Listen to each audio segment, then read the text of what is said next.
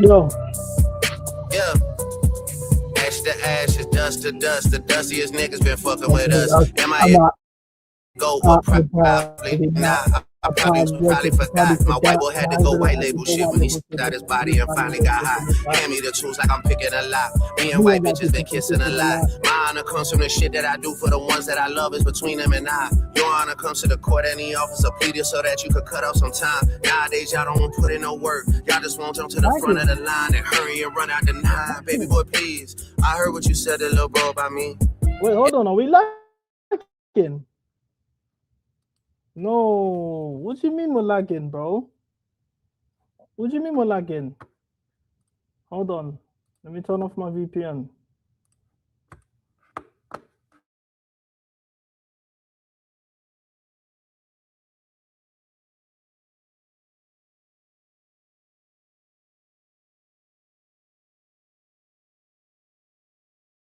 That's mad. Let's fix this now. What we saying? What we saying? Is it better now? Is it better now? Let me check on my end. I was on a vibe. Like I was on a vibe. Like what do you mean? What do you mean like lag? What do you mean lag? I was on a vibe. I was on a no chat. I was on a vibe. What do you mean lagging? What do we mean we were lagging? Let's do this all over again. Let's do this all over again.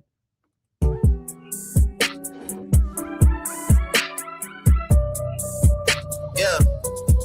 Ash to ashes, dust to dust. The dustiest niggas been fucking with us. Am I a GOAT? Well, probably not. I probably was, but you probably forgot. My white label had to go white label shit when he stepped out his body and finally got high.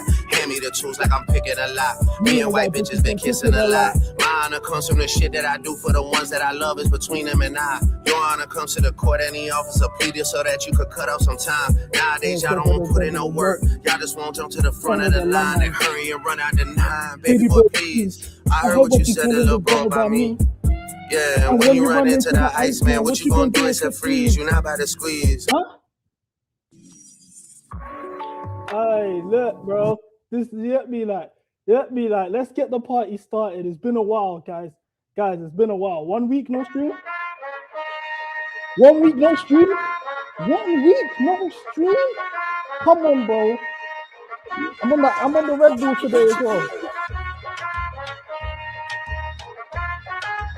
Yeah, boy. Spanish bitch from uptown, I I put put her a voice head down. down. Yeah, oh, then I keep down my truck, I to my Spanish logo. In the kitchen, whipping that dope up, you can smell a odor. Plug on picture, we gon' hit it like we Sammy Sosa. Put that Bentley to the limit, you can smell a odor. Oh, Spanish bitches call me chulo when I'm pulling up in that two-door diamonds, different color Uno. All these hundreds on me, mommy made my pocket look like sumo. I got money at the ass, I finger pop you in your culo. When I hit you with that, you know, smoke a little hookah, Damn. kick it like it's judo. Let you hit the OG, since I'm 42 though. And when we get in mode, I'ma dog it like I'm Cujo. Whoa! Heard they tryna steal away, cut it out, cut it out. Spicy mommy's on the way, bust it down, bust it down. So my watch, she let away, I flood it out. Hey, talk to me nice, show you what we busy about. Whoa, pipe down, throwing up shots. First we shut them down, then we open up shop. Realest nigga around, just in case y'all forgot. They been tryna stop the wave, but the wave don't stop. Wait, man ain't feeling the meat meal. Look, I'm a real. Look, England's on. My boy Rio's getting his first minutes. Big up Rio, you know what I'm saying, on the England debut. But we got so much. We got Brazil coming on. I was hate watching Portugal. Leao got the red card. I'm hate watching Portugal because Congo's first game in the World Cup, which I will be at, which we will be IRL streaming at, is against Portugal. They weren't looking great against Chile. England's looking meaty. Brazil's next. We're gonna show you how it's done at Brazil because everyone's sleeping on Brazil. We're gonna show you how that's done. Don't worry about all of that. But let's get the party started a bit. Let's get the vibes up, guys. I ain't butching man in ages. I was feeling a bit sleepy. I backed open the Red Bull. I'm feeling a bit mad. You know what I'm saying? Like, do you get it? So, as I was saying, let's get the party started, innit? Because I don't know about you, man, but I don't know what time it is in the UK. 11 p.m. 11 p.m.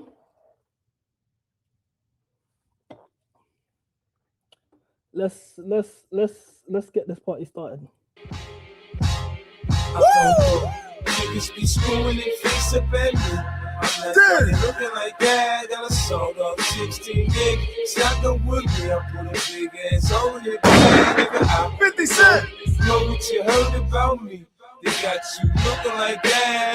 Cheer the radio. Some bullshit. Fuck 110. I put a big ass over your bag. Yeah, nigga, what? You're now rocking with the Lavas. Beams on the llamas. New York City finest. Truck till the train. Red tag been shining. Four shooters riding in the trucks right behind us. It ain't my fault, man. The hood made me grimy. I hustle, get my weight up. And niggas gotta move. Only the strong survive. The weak get bent up. Damn. Let's put some vibes up, man. That shit on TNT. Let's fade on the keys. You in the US next week. Niggas dying, falling stars through the night. And I've been thinking about you every night. If you happy, I know that I should be alright. Cause this tragic and I can't seem to decide. And I think I should leave. Should I leave it alone? Should I try or I can't lie. I be one for the crowd. But I'm caught up with these hoes, they gon' follow. All them like a bottle blocker. Every time I catch my feelings like I'm in a bottle. And you probably find my heart somewhere lost in Nevada. Don't know who I want, you the one I want. Never said I don't, that's that money talk. Drunker than a skunk, it go down in a choppers in the trunk, baby, this night. Oh my God, you got the camera. But I need your love, not right now, baby. I'm not on no drugs, not right now, it's the truth. I apologize for you looking like a fool. I can't hold you right now, so I've been holding on my tool. I don't want my ex, I don't want no bitch I had. I just want a chance, hopefully I make you glad.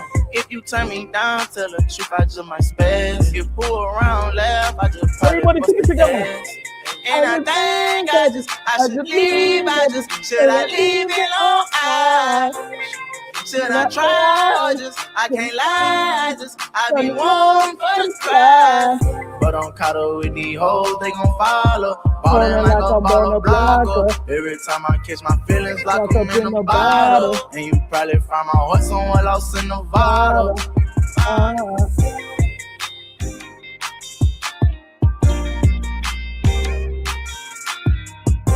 Guys, I don't know. I think we're almost ready. I think we're almost ready to start. I think we set like the vibes are now at a point where, you know what I'm saying, you guys know what type of mood I'm in. I'm getting myself excited to watch my Brazil. You know, I've got one more song in me. And we're gonna get the show started. I've got bare stuff to react to. We're gonna touch on all of these weird Chelsea fans just chatting mad shit. We got one more song left, and we're getting this party started. So, drop the fire emojis. You know what I'm saying? Fruit, drop the fire emojis. Hey, Kodak. Tired. Look, every time you see me, I'm surrounded by the snipers. You ain't never run off with a hustler in your life, I'm from 1800, I'm a hot boy, but I'm iced up. Ugly corner where they smile at you, but they don't like it. Just hopped off the plane, just got out about a day ago. Everybody love me when they see me, they be like, there you go. Got me up, about to take it to the Mexico. Crack to my 40, so I'm about to go buy a Draco. Hey, look, Kodak on the beat, I got that bass, so. Hey, boy, I drop that shit that they be waiting for. I like the beamer, but I'm about to go cop a rainbow. I done pee your true color, boy, you a rainbow. I got space jams on my feet, I'm on the move. I'm really lit, so I ain't gotta use no auto-tune. Yeah, honest shit, but you know damn well I ain't number two. I'm in it bit around some niggas who ain't got nothing to lose. But shawty got that head, she got that fire brain. She know I love that head, I love that migraine. You ain't never run off with a boss anal. She know a nigga be standing like a Power Ranger. Every time you see me, I'm surrounded by them snipers. You ain't never run off with a hustler in your life, huh? I'm from 1800, I'm a hot wet but on ice stuff. Ugly corner where we smile at you and we don't like it. Just hot dog the plan, just got out about a day ago. Everybody love me when they see me, they be like, there he go. Got me a new lady, we about to take a trip to Mexico. Cracker took my 40, so I'm about to go buy a Draco. These ain't Ray-Bans, these St. Laurent shade ho. The way my niggas hit your block, you think it's Halo. No more home invasion now, I'm on the radio. I don't even like the fuck, I only want fellatio. I done chucked out to that bag, baby, check my swag. Money falling out my ass, I got a lot of cash. Hey, everybody run, that nigga got a gun. I ain't making beats, but the Draco got a drum. I don't want no fucking Yeezys, I got too much sauce. Like I don't believe in Jesus, how I triple cross. I ain't even brush my teeth, but I'm on the block.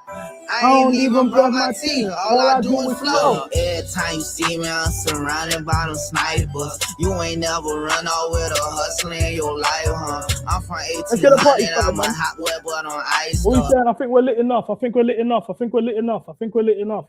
Look, man, I've missed the chat so much. I've missed the chat so much. Guys, you know when I disappear, like, obviously, for the newer people, I understand.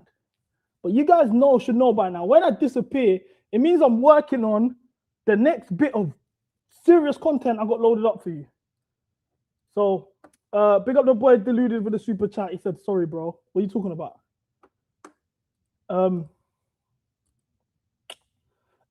Sorry, bro. What did I do? Or what did you do? But yeah, you guys know already, if I'm not active, it means I'm working on things. The World Cup's around the corner. I need to make sure the World Cup content you man get is the best of the best. I am not trying to be like everyone else. You guys know this already. I don't want to do content that everyone else does. I want to be different. So I've really just took some time out to figure things out, because the next month and a bit, from now until the end of July, from next week to the end of July, I mean, it's non-stop. It's non-stop. Now, who's just joined the Twitter group chat today? Who just joined the Twitter group chat today? There's a reason why I always separate MCGA Twitter and MCGA YouTube, because MCGA Twitter is how to get cancelled 101. It's how to get cancelled 101. All it is beef, gal, football. But if the football's not on, in between the time that there's football that's not on, it's just beef. It's beef and gal. It's too much. I'm not even as active. It's too much. I can't do it, bro. That's why my main account's not in there. It's hectic, bro. It's hectic there. There's always allegations. There's always a space. There's always man beefing. There's me having to mediate it all the time. It's mad. So that's why I was like, you know what? Let me actually just put it out there. Everyone's like, CB, don't do it. I said, let me put it out there so people can kind of understand what kind of fuckery we have to deal with on MCGA Twitter. It was mad. It was mad. Like, it's madness. Palmer FC on to you. Who gives a fuck about Palmer FC, bro? What's Palmer FC? I'm Chelsea FC. I don't know about Palmer FC. I know Chelsea FC. These Palmer fans are moving mental. You know, like we realized the Palmer FC was an issue this season. We realized that to be fair, last season, when the boy A2 said he would not trade, he wouldn't sell Cole Palmer if it meant we won the Champions League next season. Then True got introduced to MCGA. Same thing. Palmer FC, I wouldn't sell him for a Champions League. Who cares? Palmer, I love you so much. All of this stuff, whatever. So that's when I realized, oh, okay, there's a real cult going on. There's a hive. These Palmer fans aren't ramping. This is a real thing. So I'm like, all right, cool, say no more.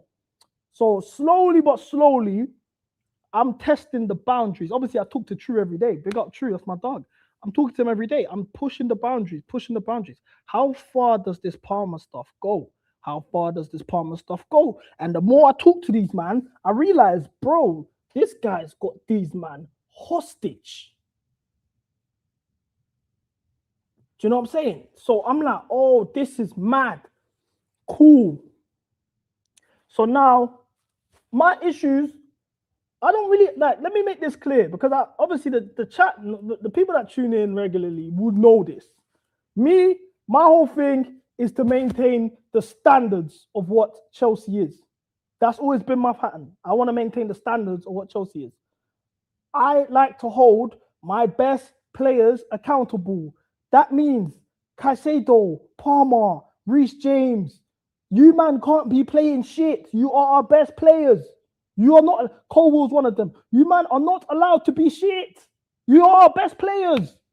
I'm not gonna get on to the Gustos and the Garnachos and the Netos and all of that if our best players are playing dead. It works if the best players are playing good and they're being let down by these man. If you man are playing shit and them man are playing shit, I'm gonna get on to you man more for playing shit because you man are our best players. We demand the most from you. You was on the Ballon d'Or top 10. We call Caicedo best in the world, best in his position, better than all of these man. There's certain man in this fan base that say Caicedo's better than Kante. So why can't I hold you to them standards? But for some reason, Parma FC take it so personally when you hold them to these standards. Mind you, these are my favorite players at the club. Mind you, these are men that I've boxed in real life, and they've come and spoke to me and said, CB, I can't lie, you be gotten so mad. Like, what's going on? Da, da, da. And I say to them, you man are my favorite players, but you man are the best players in the team. If you play shit, I'm going to get onto you. For example, Wembanyama in these finals has been meaty for the last 2 games. Game 1 and game 2, especially in the fourth quarters, he's been meaty.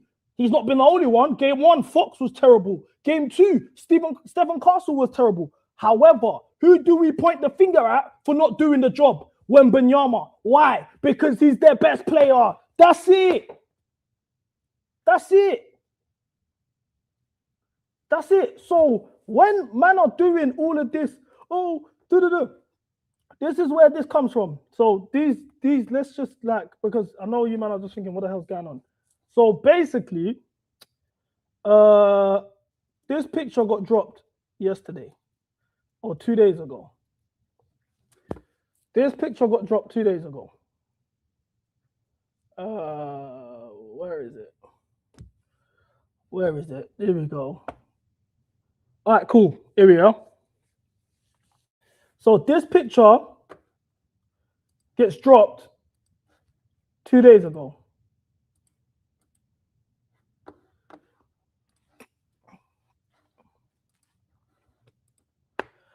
Obviously, Palmer's and Ibiza with Wayne Lineker. Now, all jokes aside, genuinely, all jokes aside, do I care that Palmer's in Ibiza right now? No. I have no problem with Palmer being in Ibiza. He's on holiday. Most of these players don't actually get vacations. They're playing mad football. He's on holiday. Him being in Ibiza, him being in Miami, him being in Bali, I don't care. What I care about is the fact that we're seeing you lounging. This is not the image that I want to see from my best player right now, considering we just finished 10th this season and you were shit. And the man are saying, oh, CB, he deserves his rest. He's played non-stop football for 3 years. First of all, nobody said he's not allowed to rest. It's about the optics. Why am I seeing footage of you with Wayne Lineker, bro? It's the optics. And then on top of that, I'm looking at our people are wondering, CB, why are you going so mad these days? Why is everything pissing you off about Chelsea? Because our rivals just won the league. They were 1 penalty away from the champs and league double. And what are these man's players doing right after doing that? They're working on their craft. They're bettering themselves. I don't care about Palmer going on holiday. I'm just sure it's about what you're putting out there because it's the precedent you're setting, bro. You are the leader of this team. You're the best player. I want to see you locking in. I want you, man. I want to feel like, yeah, you know what? Next season we got banned for guys because Palmer's locked in. It's the small things. And the man are saying, but CB, Eze and Noni are at the World Cup. So what do you expect? Of course they're training. Here's Foden. He dropped this today. So, cool. Palmer's not at the World Cup. It's Foden at the World Cup. No. This is what I'm saying. Is this what I'm saying? Is the optics. What image are you trying to put out there, bro? Do you want to be famous or do you want to be great? That's my whole thing. Do you want to be famous or do you want to be great? Man are talking about, look, let me show you the reactions I'm getting on Twitter, yeah? I have no problem with Palmer going on holiday, Peter. That's not the problem. I don't care that he's on holiday. He can go on holiday. Foden looks like he's on holiday. Noni and them man are in Miami, bro. I don't care about the holiday. The problem isn't the holiday. The problem is the optics. Why is the footage that we're seeing of you in Ibiza with Wayne Lineker when your peers are all training and bettering their craft? No one's saying you're not training, but we don't see you training. It's the same way with these NBA players. The man go Cancun when they get sent home. But what do we see? We see these man working on their post game. You might see a Giannis go link up with Hakeem and patting his footwork. It's the optics. It's the optics, bro. That's it. If man don't want to understand that, that's fine, bro. That's the thing. I've realized that, like, some man are just, because you're so blinded on, oh my gosh, I love this footballer so much, hold the man to a certain standard, bro. Especially as Chelsea fans who had to watch Hazard. We watched Hazard. We appreciated Hazard. We love Hazard. Hazard's biggest flaw was the fact that he didn't lock in, bro. That's a fact. When it came to it, Hazard's career could have been way longer. Hazard's career could have been way better in terms of what he achieved as an individual, in terms of his just VVS's, Ballon d'Ors, Champions League. He had the ability to do all of that. Why didn't he achieve it? Because he didn't lock in. So if we've got another talent that's balling out, that we know is capable of balling out, but they're not locking in, why wouldn't we ask them to lock in? Simple. That's it. Simple. If you don't understand that, that's fine, bro. But it's the think pieces. It's the crying in my mentions on Twitter. Oh my God, CP, how are you saying? Look at the stuff people are saying. Let's get the tweets up, yeah? So I said, they're working on bettering their craft while Starboy is in Ibiza with Wayne Lineker. Make Chelsea great again. Let's read the tweets, the responses.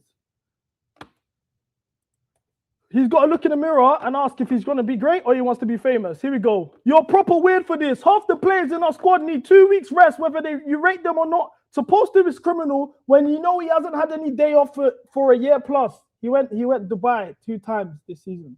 They also went Madrid this season. What are we talking about? He was also in Paris this season. What are we talking about? Because they had the England team, you rage bait. Okay, Foden wasn't at the English team. We just watched his footage. Nothing to say. CB, he hasn't had a break since 2022. That's another narrative that's pissing me off. He hasn't had a break since 2022. He's played non-stop football. He needs rest. What top footballer doesn't play non-stop football? What top footballer doesn't play non-stop football? Please tell me. Why is that an excuse? Oh, he's at non-stop football. He needs rest. Fam, are you man all right? Every top footballer plays non-stop football. On top of that, let's break down the football, yeah? Let's break down the football man are doing. Cool. Number one. Palmer's first season, we played 1 game a week. No Europe. Calm. Mind you, these are the same people that get onto Man United saying they don't play mad football. These are the same people that try and nitpick Bruno Fernandes' season and say he didn't play that many minutes. Palmer's first season, the one that he pulled out and everyone loves, was 1 game a week. The second season, it was also 1 game a week because we was doing A team and B team for the Conference League. He wasn't playing. KDH was playing these minutes. He only played the Conference League games from the semi-final, if I'm not mistaken, and the final. So what do you mean? He's had 2 seasons of 1 game a week. And then this season, of course, we had the Club World Cup. A lot of football there. I can argue Foden played in the Club World Cup. Calm. And then, of course, he was injured this season and this and that. So then why is everybody saying, oh my gosh, he needs rest. He's played non-stop football. Mind you, he went to Dubai 2 times this season. He went to Paris this season. He's got bare holiday dumps on the gram. He's gone partying with rappers. After he went to party with a rapper, what did he do? He missed a sitter in the last minute of the game, which cost us. If he scored that goal, we're in Europe this season. But he needs rest. Oh no! God forbid you ask him to lock in and I don't want to see the footage of you partying. I don't care that you're partying. You're a human being. You make M's. Live your life. Blast. I have no problem with that. I just don't want to see that if I'm not even seeing you training. I'm watching Noni train. I'm watching Eze train. I'm watching Foden train. These are your peers. Why is the only footage we're seeing of you blasting with Wayne Lineker?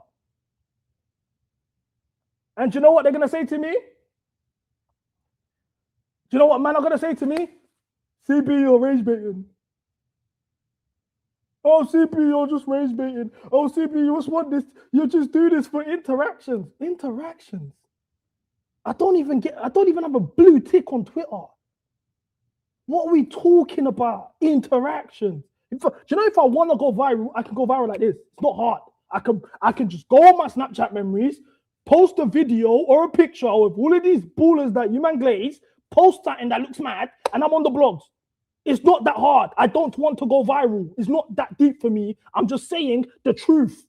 I don't want to see my best player in Ibiza with Wayne Lineker. I'm not saying he can't do it. I just don't want to see it. Simple. Simple. What do you mean no invite? You didn't shout me, bro. You know, I'm leaving in 2 days, you know. I'm leaving in 2 days. So you got to link me, cuzzy. You got to link me, cuzzy. But yeah. Come on, bro. Like all of that is dead. Like, man are just moving. Like, I don't even want to say, like, I don't want to give certain people airtime. Let me give you another example. As you might know, I've followed and documented Rio's career since he was 14 years old. I have tweets talking about this guy on my old account. We tweeted about him a long time ago. We all know what Rio Nagmoa is in terms of a talent and how much I value this guy and what he is. He's even become a personal friend over time. We're gonna even do a stream together this summer. He just made his England debut. Congratulations to him. So he got linked to Bayern Munich. I tweeted, Rio would have been our best player and we let him go for free because we couldn't guarantee him a pathway and prioritize Mudryk. Make Chelsea great again. That's a fact. I didn't say he'd be our best player right now, but he would be our best left winger right now. That's already a fact. By the time, in 3 years' time, Rio would be our best player at Chelsea. I can put this on my mum's life. Who wants to shake on it with me? Who wants to shake on it with me? I promise you that. And I'll keep this stream up. You got the receipts. If this ages badly, you will see. I spoke about Rio 3 years ago. Look where he is at now. In 3 years' time, he will be our best player. So when I'm saying, and right now, he is our best left winger. So what I've said isn't mad. It's a fact. We didn't guarantee him a pathway. We prioritized Mudryk. All of that is a fact. So what's the crime here? What's the tweet? What's so bad about what I've said here? What's so bad about what I said? It's a fact. This is somebody I talked to. I know why he didn't sign. So this is a fact. Let's look at the comments. People in the comments agreeing to this are worse than you. You're wrong with any narratives that justifies your sadness. I'm not sad. I live a happy life. At Wallahi, I believe Gittins is player.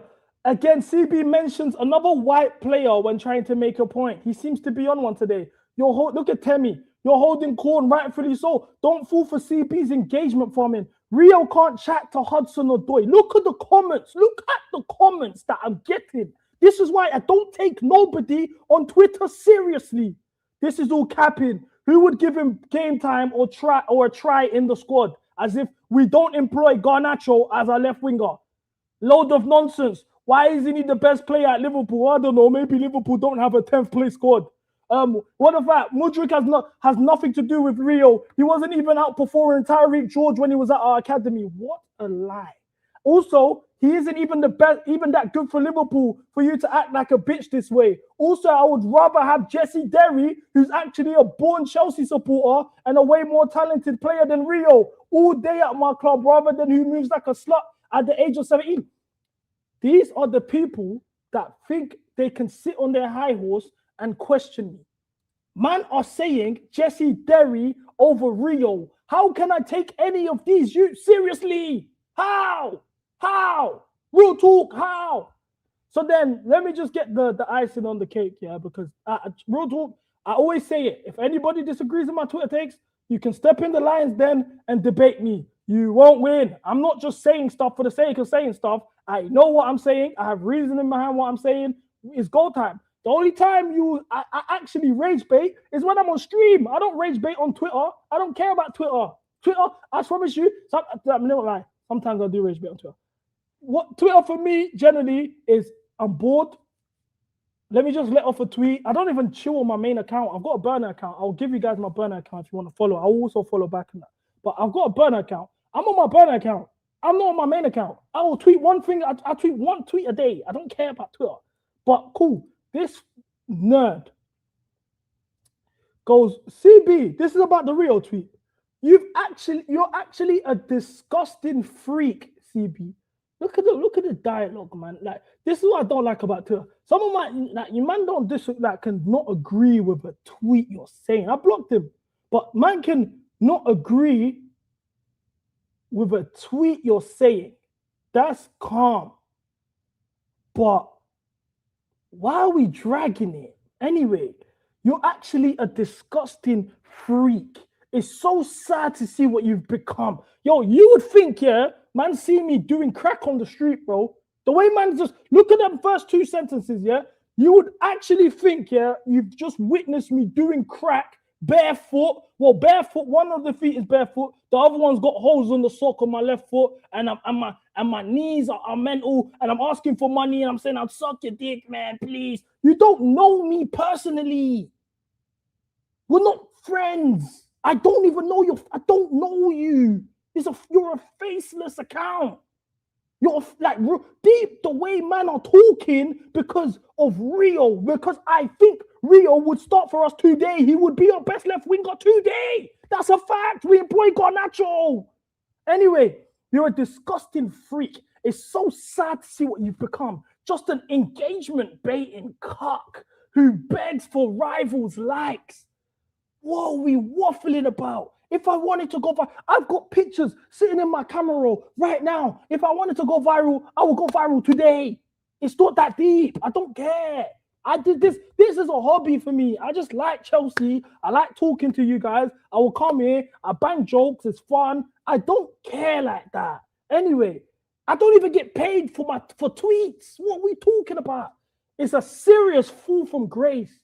More tolerance for a teenager that snaked us than our captain and CEO winner disgraceful account recently. Yeah, this is what he said. This is him 2 months ago. I said, Rio's so clear, it's not even close. He's already a top 5 left wing in the league. He goes, he's better than 41, sadly. That's Esteval. So 2 months ago, 11th of April, 2026, 11th of April, 2026, this same guy that just wrote a paragraph saying what a fall from grace, I'm a disgusting freak and whatever. 2 months ago, he was saying that Rio's better than Esteval. Why the fuck are you writing paragraphs over my tweets? What are we doing? This is what I'm saying. I don't take nobody on Twitter seriously. You man are groupies. I don't take you man in. If you really want to actually debate what I have to say, ask for the link. I will never say no.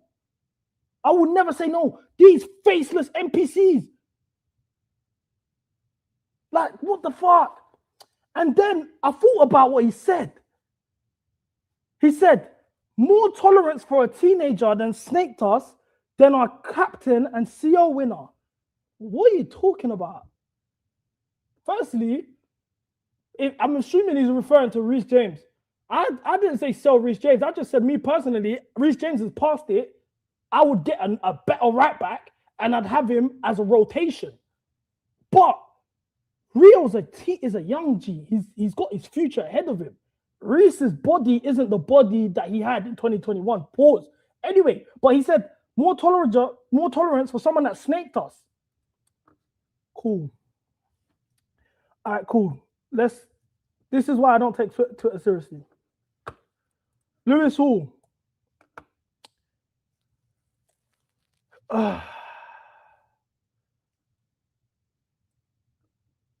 Hear me out. What if we just go and drop 60 million and bring Lewis Hall out? Lewis Hall back. Look, but I actually rate Lewis Hall. But once again, let me show you why this is a double standard. Because how did Lewis Hall end up at Newcastle? Lewis Hall ended up at Newcastle because the youth forced the move to play for his boyhood club, the club he supported. Let's not rewrite history. That's a real thing. We all remember it. I don't care. Whatever. He's Cobham. I love my Cobham young G's. If you want to go play for your favorite club that you support, you're a man with a dream. But let's not act like that didn't happen. So, who the hell is this in the comments? But hey, mods, what's going on, guys? Do your jobs, man. Mods, do your jobs. So, that's that. And then, all right, cool. You've been snaking JP and Palmer lately.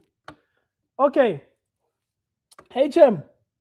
Firstly, we finished 10th.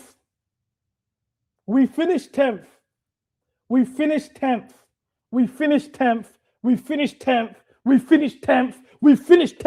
Why the fuck am I going to spend the whole summer glazing guys who finished 10th? We finished 10th. Come on, bro. We finished 10th. Why am I going to glaze these guys? I have no beef with João Pedro. I have no beef with Palmer. I want Palmer to play better than he played. João Pedro didn't go to Brazil because it was out of him and Neymar. And picking Neymar 10 out of 10 times. You Chelsea fans are not going to make me say I'm going to pick João Pedro over Neymar when he's played 8 games for La Selecao and he didn't get 1 goal. But, cool. This account now is saying I've become an engagement baiting cuck because I'm not glazing Palmer for finishing 10th. And I don't want João Pedro to get picked over Neymar. Okay, cool. That's calm. Okay, cool. Wait there.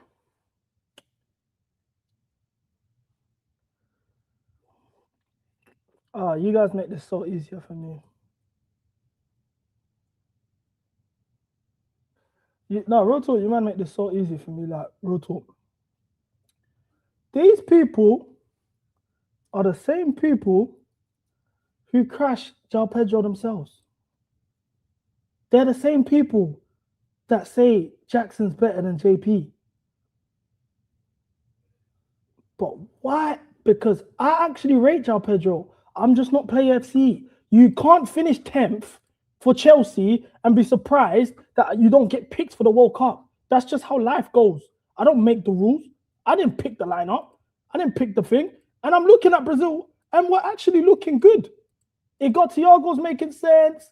Like, everything's making sense. CB, why didn't you do a watch along for the Congo game? Congo game, man was busy. Rio's looking warm, bro. I'm watching the game right now. Congo game, I was busy still. I was caught up doing something. And Champions League final, I was watching that with my niece and my brother, and it was my family still. So that one, you get. So I don't really get. My brother lives in Dubai now, innit? He's moved to Dubai a year ago, so I don't really get a lot of time to see like my family, innit? So like any opportunity to see them, I'll obviously, and because I know, once again, World Cup, I'm giving you, man, so much content, so much effort. Like, you know what I'm saying? Like, I'd rather put time towards family, innit? Because we're gonna have our time.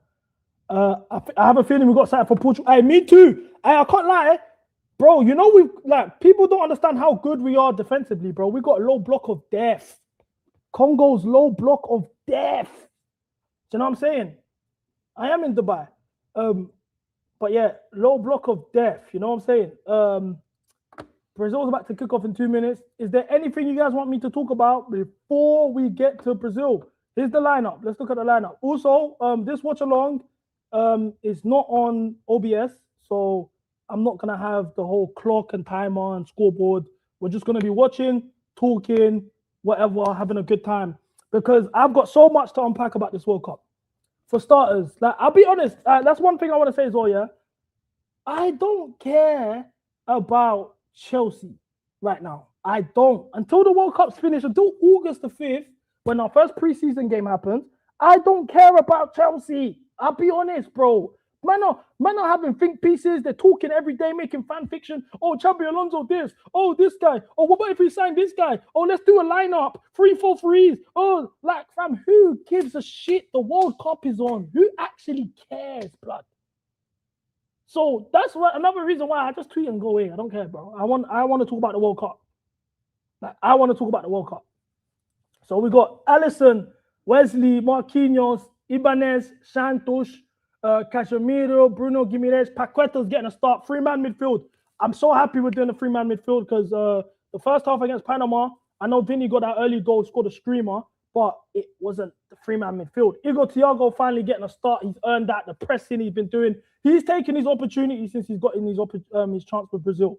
From the Croatia game, that cameo, even off the bench against France, against Panama last week for Ryan's goal. He was the one that was pressing. He's the one that pressed and actually caused the mistake from the goalkeeper for the goal. So I can't lie, Igor Thiago definitely deserves his flowers. Rafinha, Vinny Jr.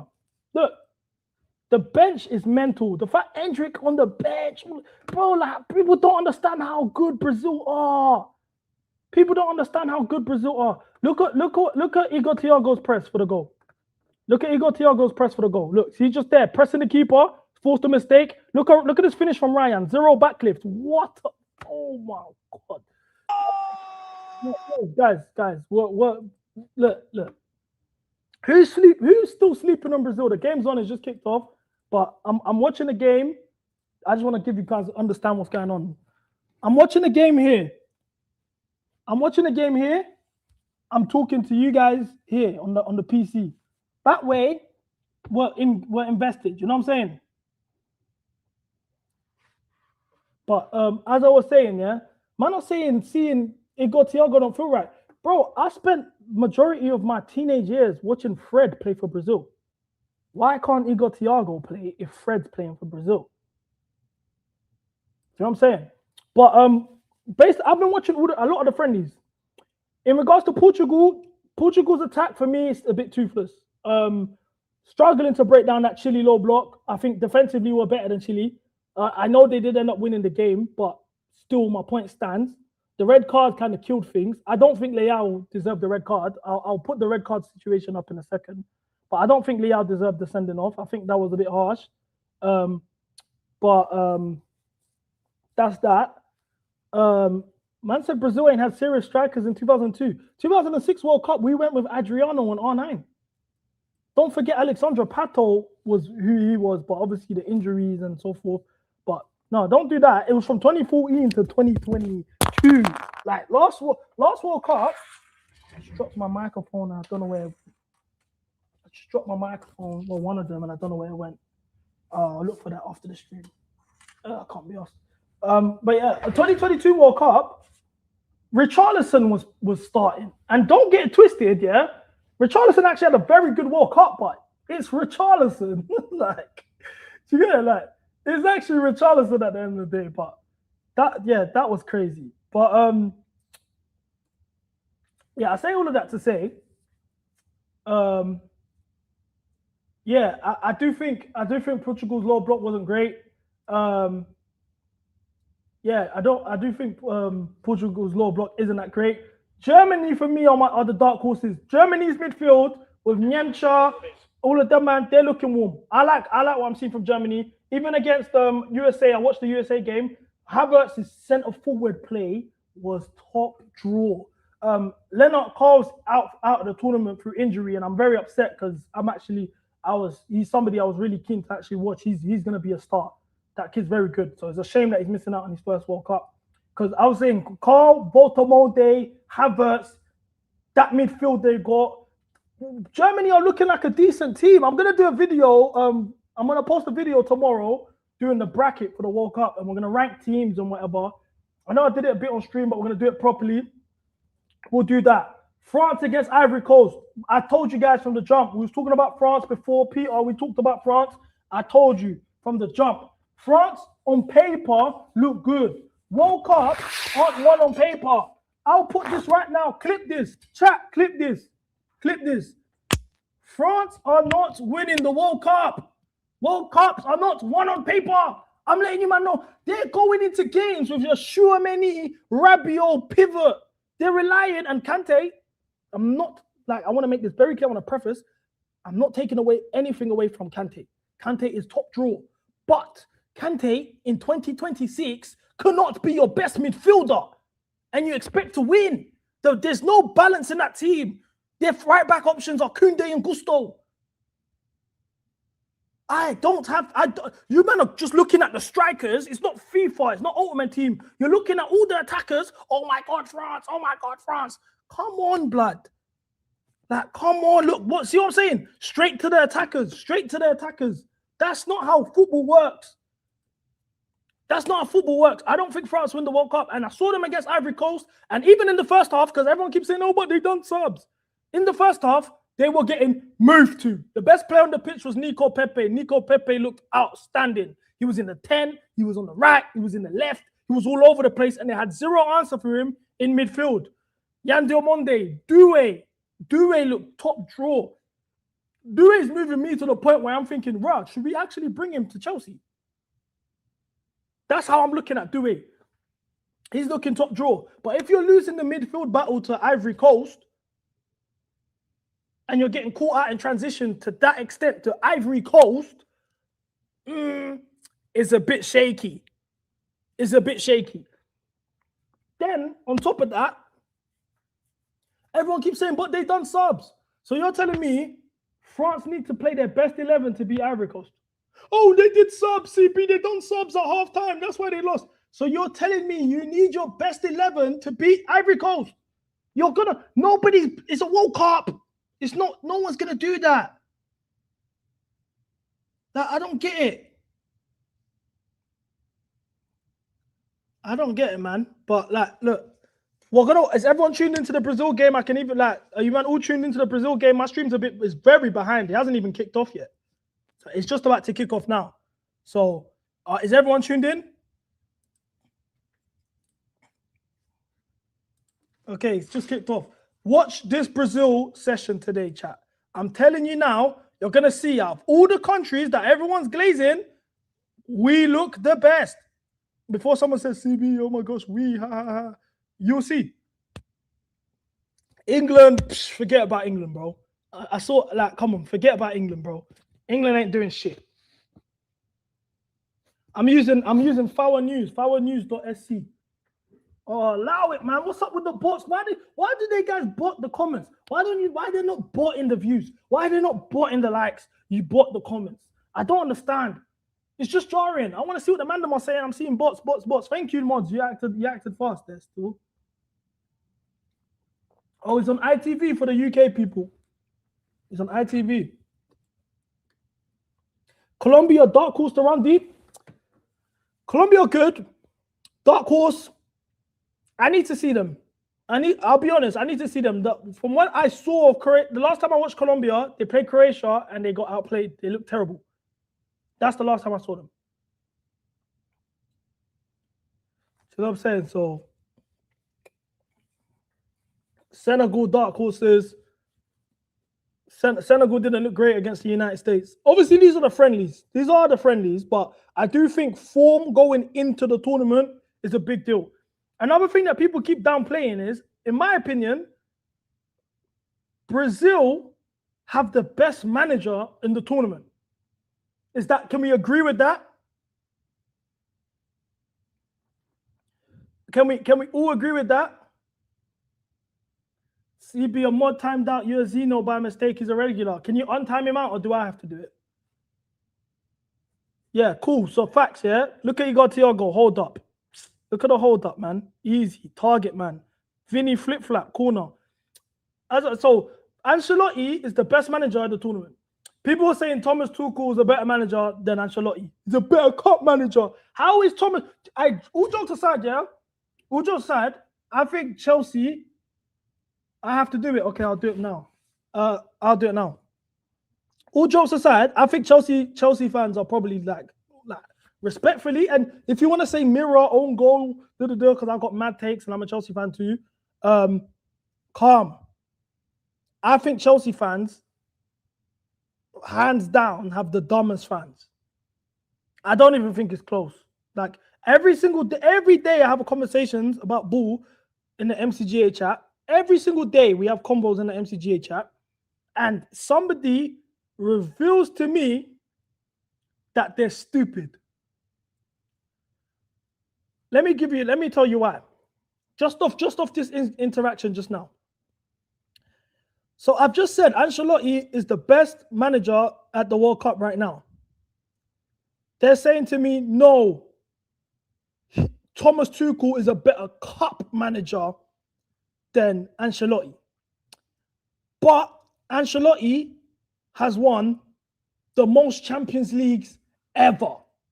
Is the Champions League not a cup? Is the Champions League not, in club football, the most superior cup competition there is? On top of that, they will say Ancelotti is a dinosaur. Ancelotti won a Champions League more recently than Thomas Tuchel. Thomas Tuchel won a Champions League, his only Champions League, in 2021. Ancelotti, since Thomas Tuchel won that Champions League, has won 2. On top of that, the last time Thomas Tuchel and Ancelotti went head-to-head in a cup competition, Ancelotti won. So please, can you spare me with this, oh, Thomas Tuchel was a better cup coach than Ancelotti? Like, brother, it's like, I don't see who's timed out. How do I see who's timed out? I'm seeing who's the mods. Hidden users, I'm seeing hidden users. How do I see who's timed out? I can't see it. I can't see it. CP, that's shameless because we couldn't beat. What are you talking about? See, look, once again, Chelsea fans are revealing they don't watch football. I'm not referring to the Thomas Tuchel tie where Rodrigo scored that screamer with the Modric, or TTM fixed it, I call love. And the Modric Trivela assist. I'm talking about when Bayern Munich and Madrid faced each other in the Champions League semi-final. That's what I'm referring to. So, once again, Chelsea fans are revealing they don't watch football outside of Chelsea. They barely watch any other teams in the league, let alone other leagues. Most Chelsea fans' takes are just it's just senseless opinions, bro. Ancelotti is the best manager in the tournament. On top of that, I think, and I can't believe I'm saying this, the Arsenal fans are going to get gassed. I think Brazil have the best defender in the world with Gabriel. I think Gabriel's the best centre-back in the world. It's the World Cup, man. We can allow all the, like, for me, all the tribalism and all of that, I don't care about it. It's the World Cup. I don't just like, for the World Cup is when you appreciate footballers. Forget all of this rival stuff. If a player's good and they play for Arsenal, or a player's good and they play for Man United or Spurs, who cares? If you're good, you're good. I personally think Brazil have the best centre-back in the world. If not the best centre-back in the world, a top 2 centre-back in the world in Gabriel. And I think after Gabriel is Pacho. I think the only person you could rise that's better than Gabriel is Pacho. So cool. Best manager in the world. Best manager in the world in the tournament, in the World Cup, should I say, in Ancelotti. Best centre-back in the world in Gabriel. Top 5 keeper in the world in Alisson. At his best, he's top 3. I'm a 6 foot. I'm in 6 minute 50. Goal! Look at the press. Look at the press. It's too easy. It's too easy. Hey.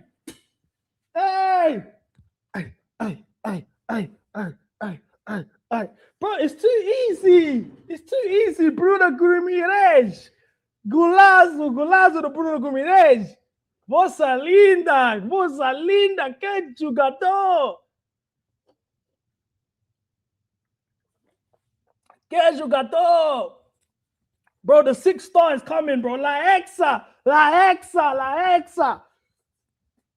Right, I'm telling you now, bro. I'm telling you now. Of all the countries, if you man have watched the friendlies, yeah, the past couple of days, of all the countries, the only team that's winning comfortably right now is Brazil. Form going into the tournament matters. The way they're pressing, Brazil press like a club side. That's another thing. I'm gonna give my reasons, yeah. I'm gonna give my reasons why I think Brazil win the World Cup. Like I said, Brazil have the best manager in the World Cup with Carlo Ancelotti. Most Champions League ever. A cup-winning coach knows how to get the best out of the best players. Best centre-back in the world, if not the best, top 2 centre-back in the world in Gabriel. Top 5 goalkeeper in the world in Alisson. Top 2 left winger in the world in Vini Jr. Top 2, and I'm saying top 2 because I don't want to have beef with Messi fans. Top 2 creator of magic in the tournament in Neymar Jr. And then look at the way they're pressing. Look at the way Brazil press. They press like a club team. Everyone keeps talking about France.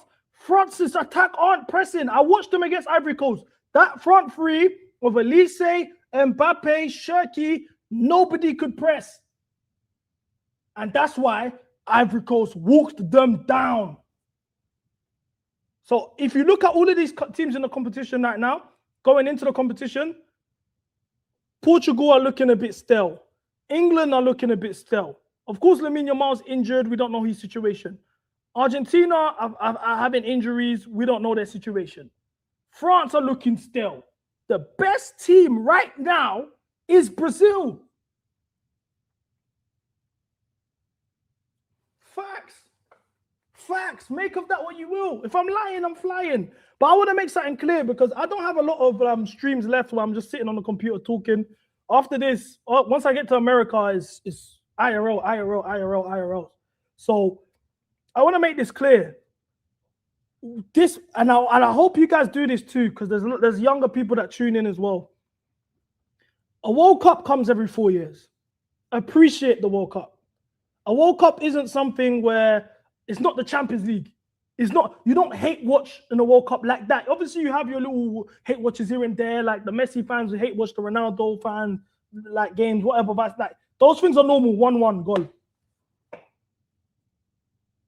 1-1.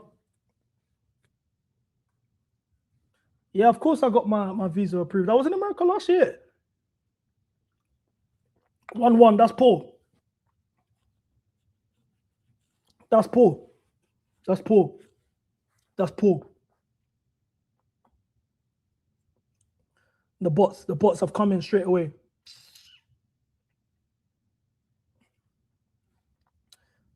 Marquinhos is sleeping. Who played that pass as well? No. Marquinhos, you're too experienced for this stuff, bro. You're way too experienced for this. Come on, bro. I can't. Marquinhos in the Brazil shirt pisses me off. I'm surprised he's playing already, to be fair, but come on, man. Come on, bro.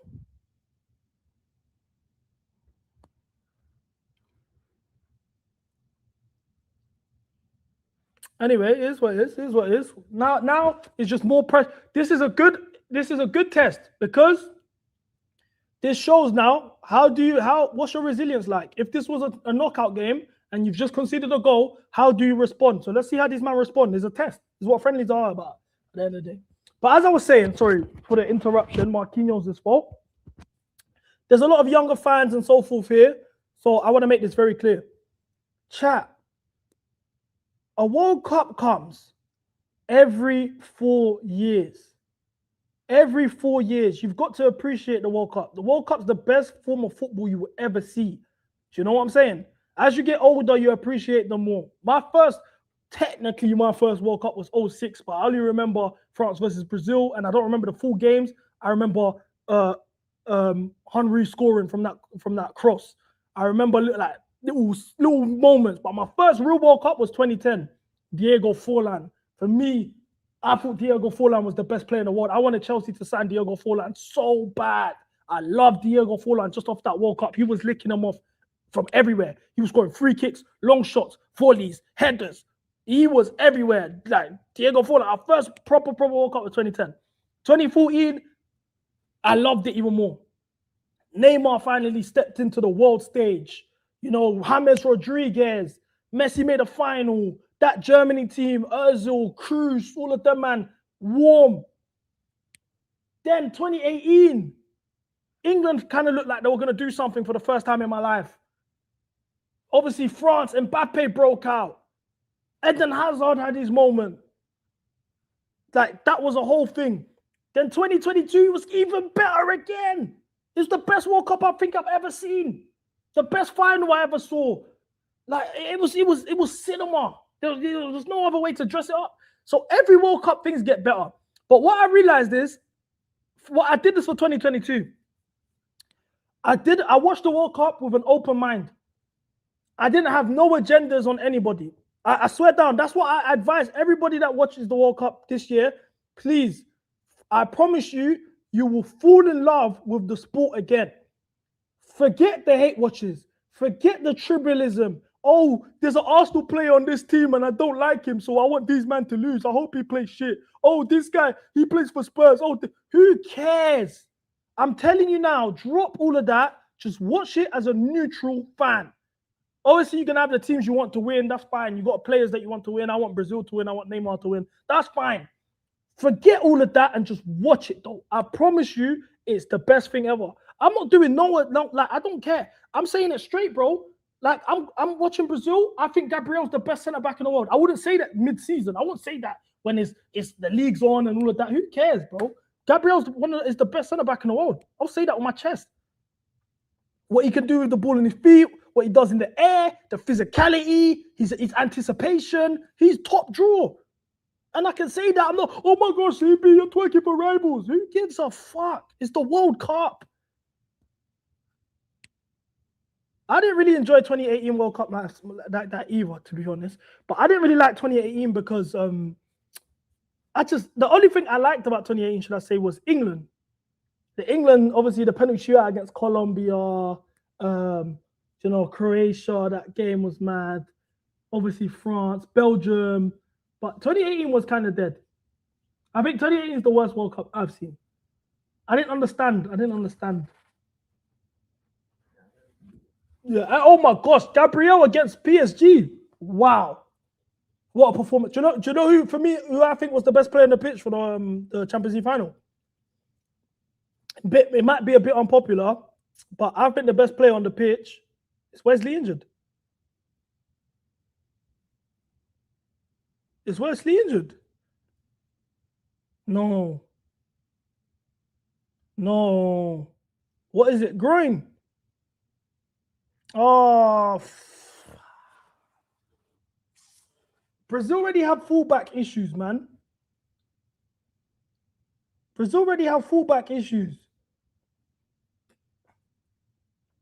What is that? His groin. I think that's Brazil's weakest position is the groin.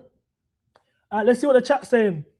Man said Mendes. Mendes was the worst player on the pitch. João Neves, Hincapié, Saliba, Barco. No one's even saying who the best player on the pitch was. All bias aside as well.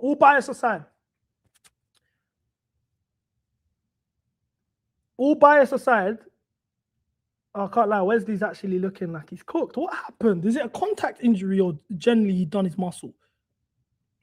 Oh, he's cooked. Non-contact. Oh, no, he bumped into him. He's fine. The best player on the pitch was Lewis Skelly. Real talk. Lewis Skelly was the best player on the pitch. It's not even close. Lewis Skelly was the best player on the pitch. For starters, he was the only person who could retain possession in that team. He was receiving the ball. He was receiving the ball in the first phase. He was half turn. He was keeping play tick, especially in a team like the way Arsenal were trying to play football. He was the only person who was keeping the ball. They weren't trying to keep possession. They were playing anti-football. He was the only person in that team that was trying to play football. He was receiving the ball in the first phase. He was breaking lines consistently, and he was keeping it. He was letting it tick. Oh, ball over the top. Oh, unlucky. Got Thiago. I'm talking about for Arsenal. I think Miles Lewis-Kelly was Arsenal's best player. Jean Neves was top, of course, but I can't lie. Lewis-Kelly was bro. He was the real deal. Exactly. They had 1% possession because nobody else wanted to play football but him. Saka had 4 passes. Nobody was playing football but Lewis-Kelly. Obviously, defensively, Gabriel was top draw. I think Gabriel defensively was unbelievable. But if we're just talking about in possession for Arsenal, the only person in possession that was doing something positive or progressive every time was Lewis-Kelly. If you don't wanna hear it, you don't wanna hear it. It's calm. I don't need to convince you on a top performance, bro. I saw it with my own eyes. You know what I'm saying? I saw that with my own eyes. He was the only person who was progressive every single time he got the ball. The other ones didn't do nothing.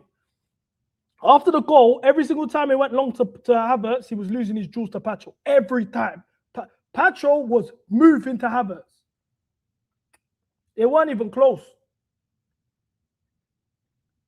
Obviously, the goal, he done well for the goal. Great finish. Keeper was poor, but that was a great finish. When that goal was scored, my heart was in my arsehole. Can't lie, I almost shut my heart out, bro. My whole demeanor changed. I still haven't even recovered. Yeah, but Gabriel was defensive. Gabriel wasn't doing nothing in possession, man.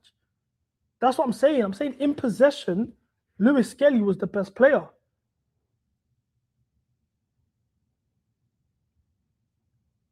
No way Arsenal fans are crying about the ref. No way Arsenal fans are crying about the refs when your man had handball chances. What are we doing? No, I'm not. Man said, did you immigrate to Dubai? Don't kill me. Don't kill me. No, I'm back. I'm back soon.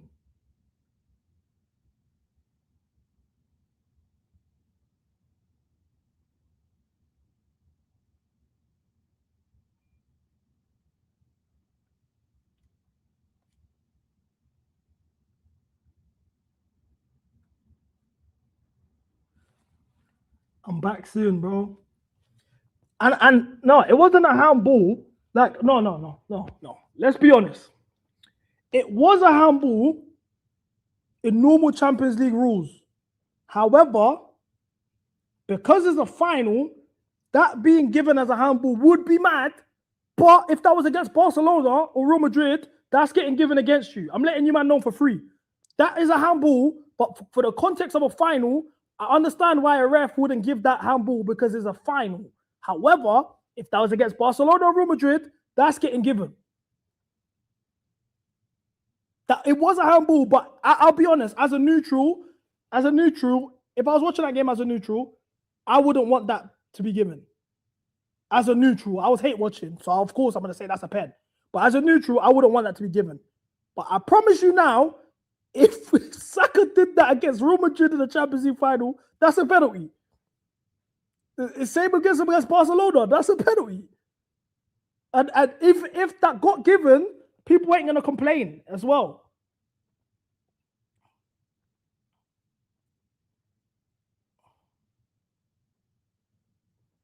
If it gets given,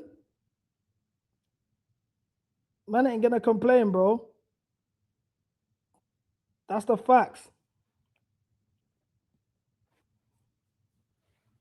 But I wanted to talk to you, man, about Luis Enrique. Now, I don't know if I'm going mad, yeah? I don't know if I'm going mad. But I think Enrique and Pep sit on the same table.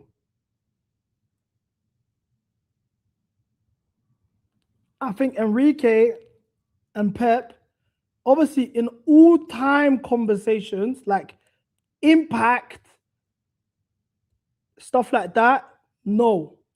Impact, no. I want to make that clear. Impact on what you've done in football, no. What you've done in comparison to your era, I think Enrique is Pep's closest competitor. Obviously, Pep throughout his career was compared to Mourinho. He lapped Mourinho. He was compared with Klopp. It was never a debate. He was clear of Klopp. Enrique is his closest counterpart. And I'll tell you why. For starters, Enrique has the longevity argument. He won his first treble in 2015. Aside from Pep Guardiola, the only other manager to win a Champions League with Messi is Luis Enrique. A massive critique of Messi's style of football for a long time was he could not win without Pep. Even when he won the World Cup prior to him winning the Copa America and the World Cup, it was the same thing. You can't win. You're a system player. You can't win. Enrique won with him. That was 10 years ago, 11 years ago. Exactly 10 years later, he won another treble with PSG. Now, he's got more Champions Leagues. No, he's got the same amount of Champions Leagues as Pep Guardiola, 3 each. He won 2 in a row, something that Pep's never done. In regards to the most lethal front threes we have seen in Europe, he's done it back-to-back decades. MSN, and then Doué, Dembele, Kvaratskhelia.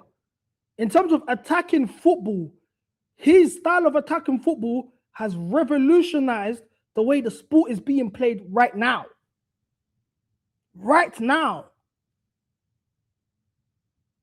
This is the first time we have seen a demand in high level of technicality with high level athletes.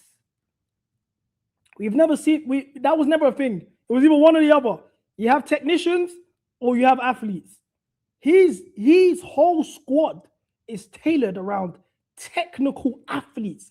That's fucked. I'll be real, man. And then it goes down to this. It goes. Let me tell you when you know you're great. Like you're a great manager, as in you in longevity arguments, all of that stuff. That you are an all-time great manager. Let me tell you. You're an all-time great manager when people start debating which one of your teams from different eras would beat the other. When people are debating, oh, Vinny, you're through.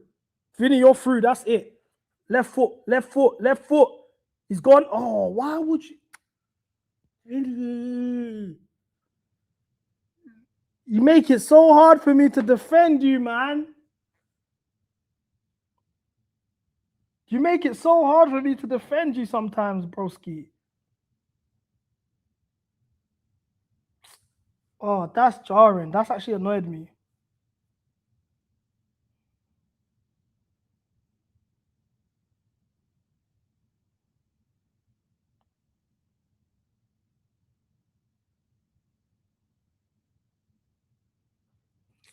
That's jarring. Anyways, as I was saying, yeah, you know you're a great manager when people are debating different ones of your teams from different eras. From time man are debating who's better, MSN, Doué, Kvaratskhelia, or Dembele. From time they're debating who would win, 2015 Barca versus 2025, 26 PSG. You know when it's got to that point, those teams are 10 years apart. They're 10 years apart, 2 different eras of football. And we're comparing these 2 teams that have won trebles. These are great. People, I don't know, understand why we're putting Pep in a certain pedestal and whatever. Luis Enrique has a better success rate in the Champions League than Pep Guardiola. We know the tools he had in his disposal.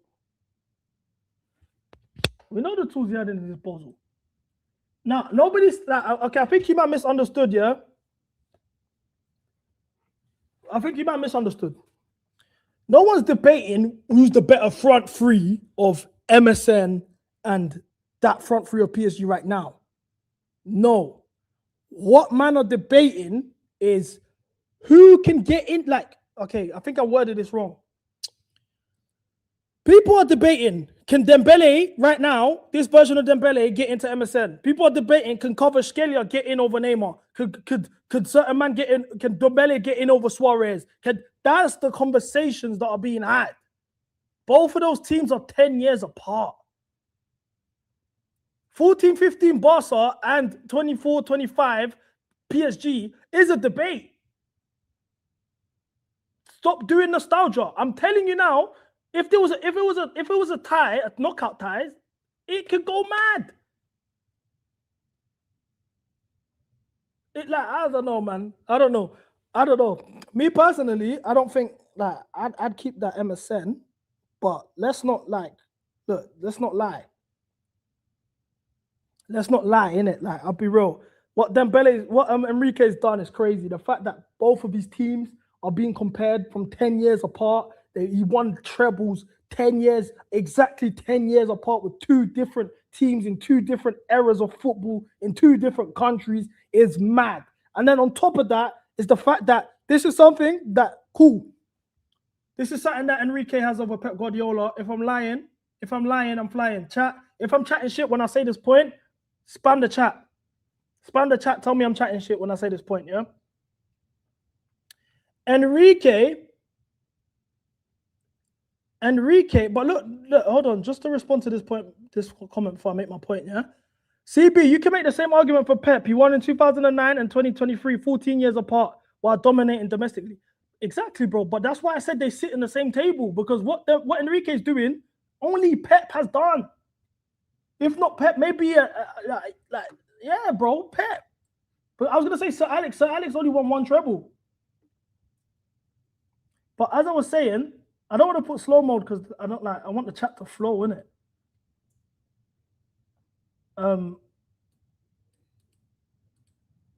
But as I was saying,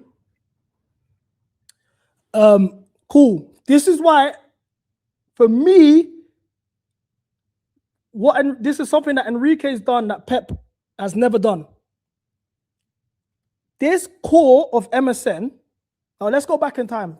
Not forget MSN. I'm even tweaking. Let's go back in time. Let's go back to 2008-09 season.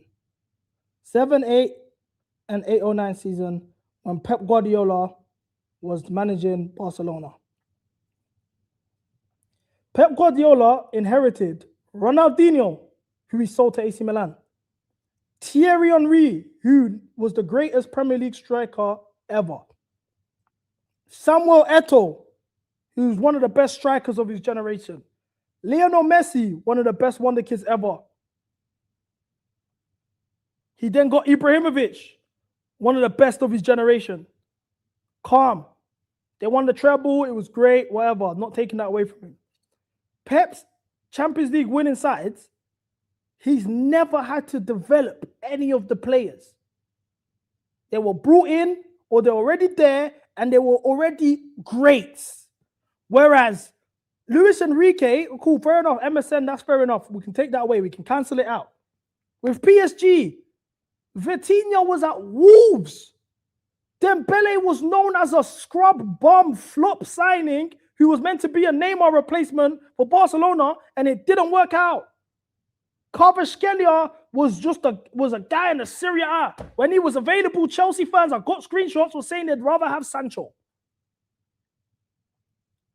Doué, relatively unknown. Obviously they bought him from Rennes for 50 million, but he's still to what he ended up becoming in a year's span. That's credit to Luis Enrique. Luis Enrique actually is developing players and winning at a high level. Pep didn't develop any of these youths.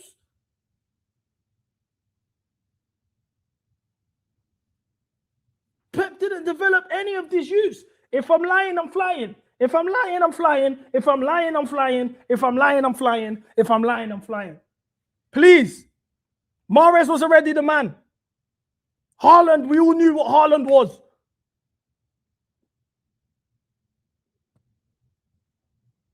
So what are we doing?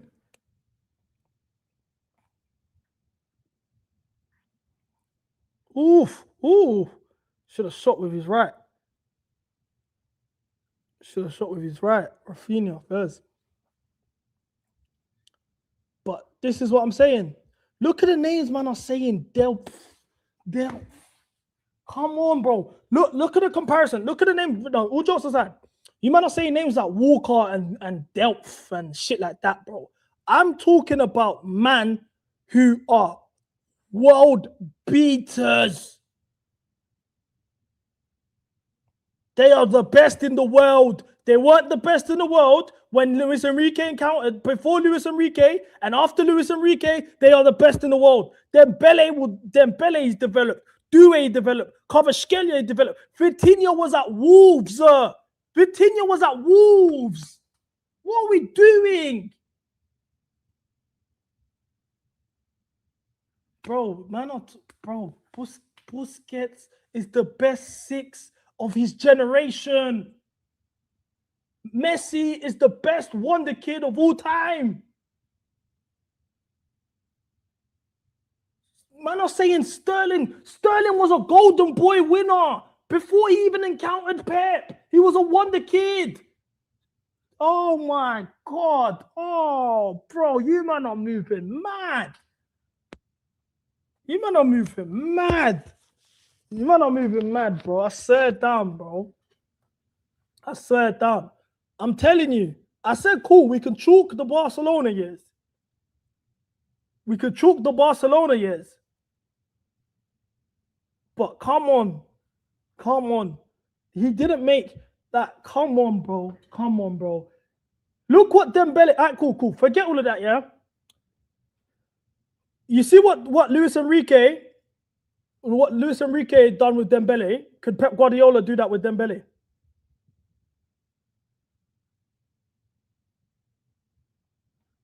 Oh, wait. Could Pep Guardiola do what he did with Dembele? What Luis Enrique done with Dembele in the last 3 years? Could Pep Guardiola do that?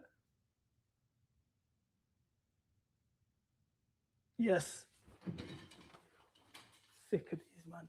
Man are just chatting shit, bro. Man, do you know what I've realized, yeah? Man here just chat shit just to say, they're right when it comes to an argument, bro. Let's not lie about football. It's the World Cup period, man. We don't have to sit here and lie about football. Wow, man, chatting shit. He would have been Dembele, bro. If he inherited Dembele, he's been in Dembele, bro. He would have not made Dembele the best player in the world. No fucking way is Pep making Dembele the best player in the world. He would have shipped him. He would have made him. Do you know what he would have done? He would have made Dembele hug touchline like he's making Doku hug touchline now. He would have misprofiled him. You need to realize Luis Enrique changed Dembele's whole position. He made him a false 9. If Pep signed Dembele from Barcelona, he's making him hug touchline. That's a fact. That is a fact. Man are just chatting shit, bro. What the fuck? Look. They're saying Messi. Nobody looked at Messi. Oh my fucking days. Okay, let's slow down. Let's slow down because I think we're getting carried away. I already said,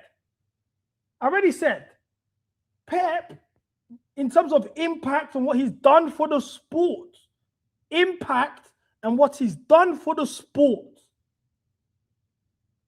he's clear. Pep sits with Cruyff and them, man. I've already said that.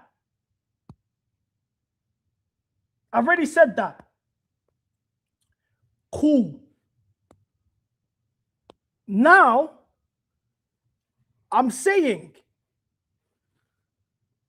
Ousmane Dembele, the player that Ousmane Dembele was when he was at Barcelona, if Pep Guardiola bought him, he would have had him hugging touchline. He would have not played him as a false 9 and made him the best player in the world. Now, that doesn't mean, because Pep played Messi at false 9, he would have done the same for Dembele. Nobody saw them two as similar players. One. Secondly, stop rising me the Prem. We're talking about Champions Leagues and best players in the world. Stop talking to me about domestic. The Prem's been meaty. We know that. Now, cool. Man are saying in the chat, Pep invented the false 9. Look. Comprehension is important. Stretford elite. You're an original member. You're here all the time. I'm not saying the football he played at Barcelona. I'm saying instead of Dembele leaving to go to PSG, Dembele left and went to Manchester City. What a save. He would have still made Dembele hog touchline. He would have not made Dembele be a false 9 in the Prem. And then, like, come on, bro. Come on, man. Stop. Like, can we just stop doing this? Can we just stop doing this? You man know. Like, this is what's pissing me off. You man know. But what you're doing is, because you don't want to give Enrique his flowers over Pep, you want to, just start making stuff up. Come on, bro. Yeah, Bruno G is cooking. Bruno G's cooking. Dembele would have been hugging touchline. I'm just saying, yeah, bro, like, Dembele would have been hugging touchline. He would have not profiled him the way Enrique is. My whole point is simply that Enrique, the way he raised the ceiling of his players, Pep hasn't done that. Pep has developed players. I'm not saying he's never developed players. He's an all-time great. Of course, he's developed players. But rising Walker and Delph in comparison to Vitinha, who was at Wolves, who's now one of the best midfielders, if not the best midfielder in the world. Dembele, who was a flop, who was hugging touchline, and he's made him a false 9, best player in the world, Ballon d'Or winner. Kvaratskhelia, who wasn't even known for being a goal threat, is now one of the most lethal left wingers in the world, probably the best left winger in the world. What are we doing? Man are saying Enrique profiled Rodri to play centre-back for Spain. And then the next Euros that they won, Rodri played the whole tournament centre-back, and it worked for them. Come on.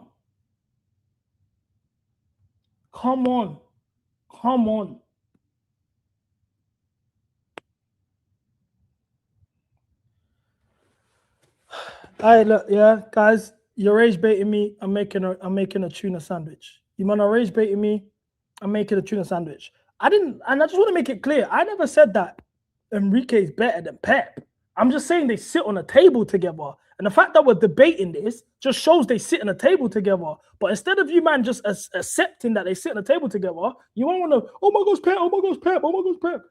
Bro, they've got the same amount of Champions Leagues. They have the same amount of longevity. They both have multiple treble winning teams. They've won with similar players. They've won with their own special teams. They've developed players to bad levels. I think personally, Enrique, the way he raised ceilings, Pep, personally, I haven't seen him do. I've never seen an example of Pep getting a midfielder from Wolves and making him the best midfielder in the world. I have not seen Pep get a player like Dembele, and of course Dembele was talented, but Dembele's reputation and what he was and made him the best player in the world. I have not seen Pep do things like that. The only examples you can give me are all-time great players. Messi, Busquets. These are the best players of their generation. That's a goal, surely. Oh, come on. Sort your footing out, Thiago, bro. It goes trolling. It goes trolling, bro. I'll be real. It goes trolling. Okay, look at this. Look at the comparisons. Man said Sane. Was Sane ever the best in the world? Was Sane the best in the world?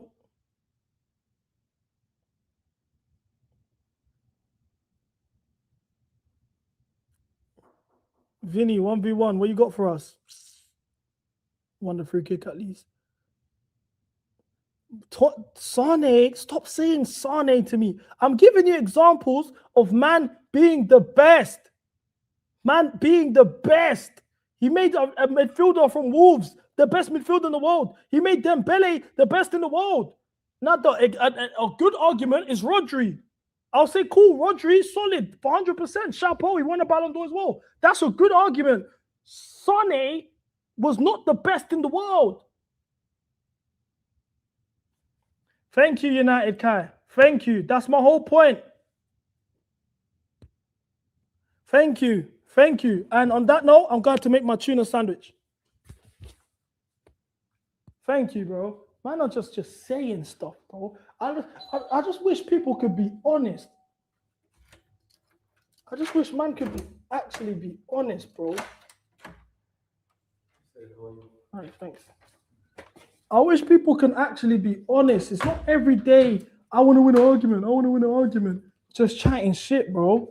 When we know Pep would have not played Dembele false nine when he signed him from Barca.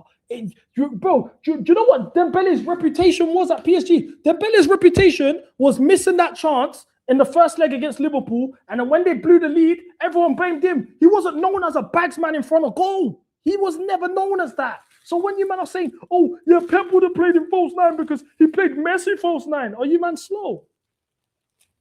That's what I'm saying. But man just want to do the whole, like, you don't actually want to talk football, honestly, guys. It's the World Cup. We're not talking Chelsea anymore. We don't have to lie anymore, bro. Can we just talk football, honestly, for once?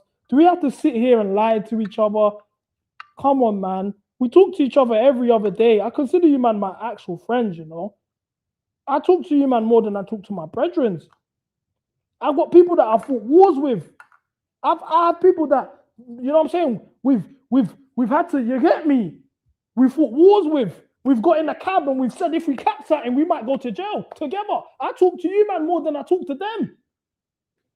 So for you, man, to just sit here and lie, oh my God, yeah, Pep would have definitely played Dembele false nine. Why the hell would he have played Dembele false nine? Pep would have played a midfielder false nine before he played Dembele false nine. That's Pep. He would have played a midfielder false nine. He would have not played Dembele false nine. That's a fact.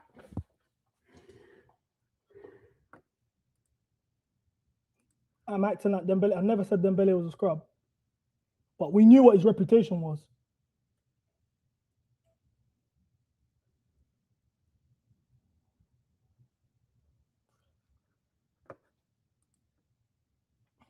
Yeah, but listen to my point. He played midfielders false nine. He played Gundogan false nine. He played man like that. He wouldn't play Dembele false nine. Dembele was not known as a bagsman.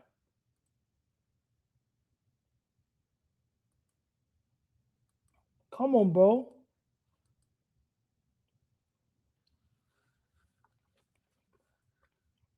Bro, Brazil playing their B team. Calm down.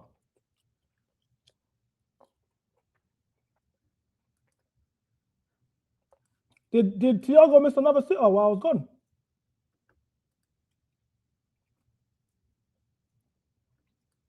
But Tendo, my point is he would have played a midfielder in a false nine. That's my point. All right, cool. Let me ask you a question. Is Palmer a midfielder? To you guys, do you think Palmer's a midfielder?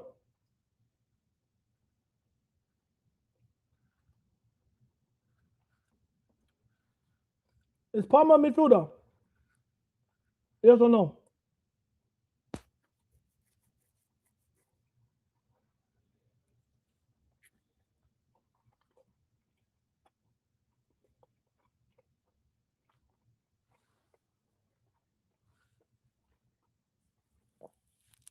No, it's a forward.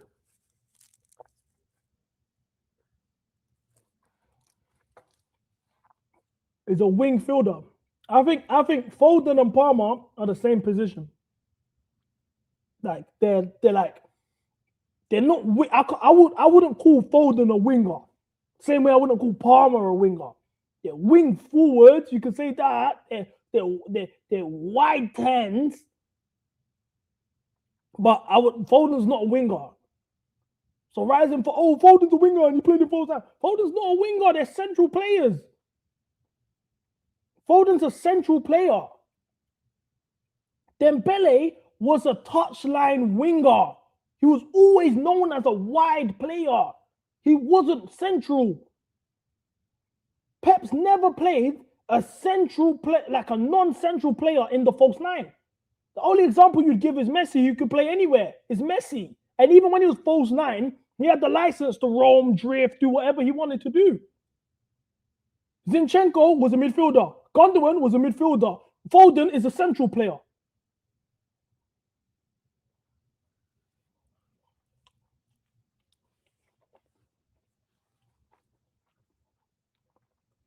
Like, come on, bro.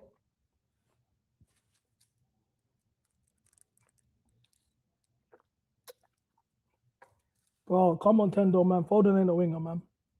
You're dying on this hill. Oh, my gosh. Hey, yo, Vinny. Oh, my days. What skill. Hey, bro. Oh, my days. Hey, Vinny's looking warm. Oh, my days. Vinny's looking warm. Vinny just done something that Messi's never, ever done on the pitch for his whole career. And I'm not saying, this is not slander. That no one wanted to tell me I got crumbs on my lip. It's not slander. It's just facts. It's not slander. It's just facts. What Vinny just done there, Messi's never, ever, ever, ever, ever done on the pitch, and he's played football for over 20 years.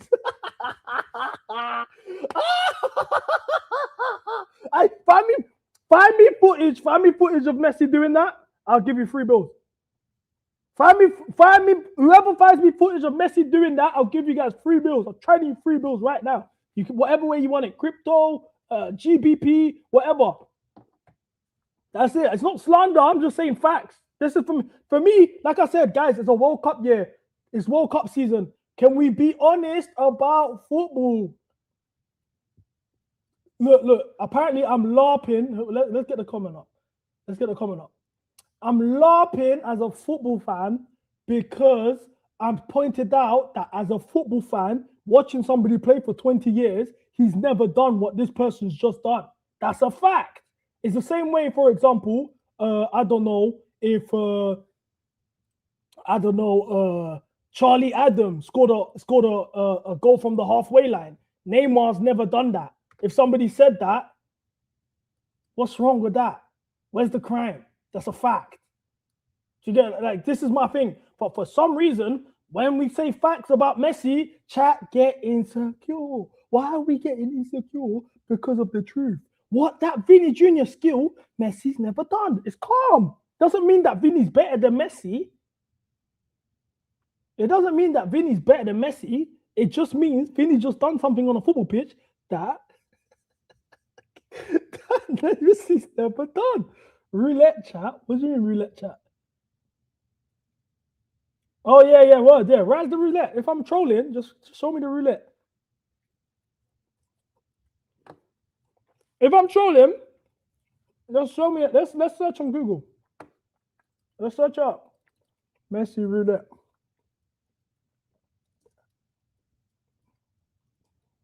They say this guy's the best dribbler ever, yeah, but every time he does a skill, it's the stiffest skill ever.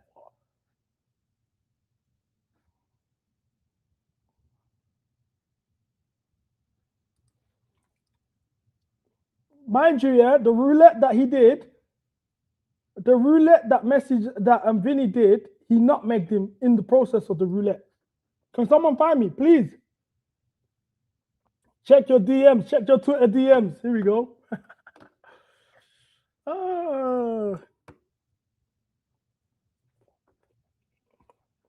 You gotta wait, my DMs are crashing. Okay, cool.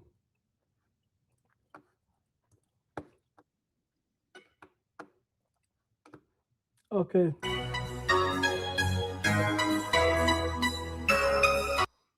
That went up the pin. You man are posting that still.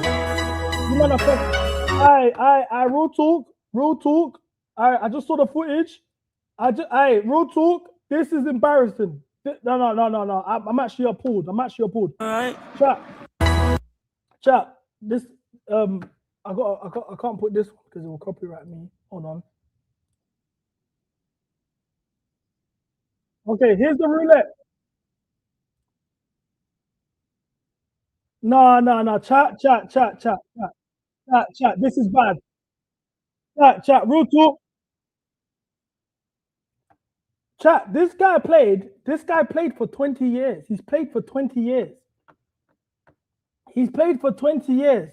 Yeah. Here, look. He's played for 20 years. This is the.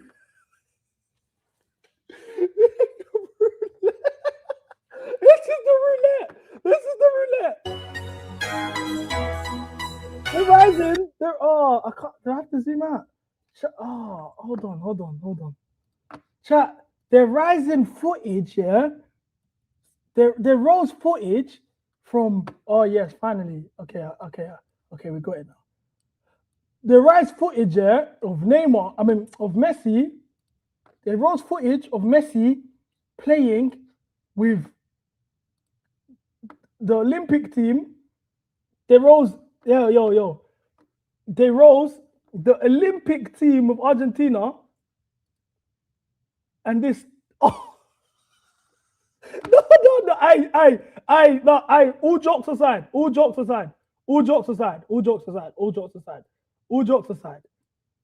Chat, this is the best player of all time. The best dribbler of all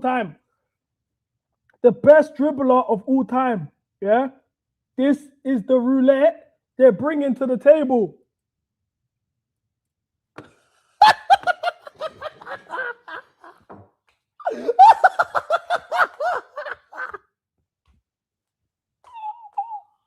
Oh my days!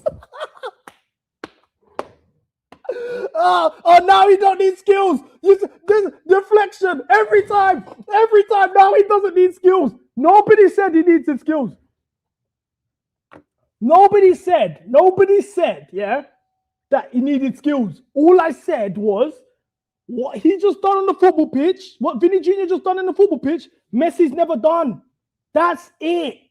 You guys just, instead of just saying, yeah, Fairs, yeah, I can't lie, Fairs, that was a good skill, Vinny, Fairs. Instead of just saying the truth, you man are rising me dead footage of his roulette. That's nothing like what Vinny done. And then instead of just saying, taking the L, he doesn't need to do skills to beat the players. Okay, so then why can't you just take the L if you don't need it? Why couldn't, if he didn't need to, if now all of a sudden he don't need skills to beat players, that's fine. Exactly. If he doesn't need the skills, he doesn't need skills to beat the players, that's fine. No problem. But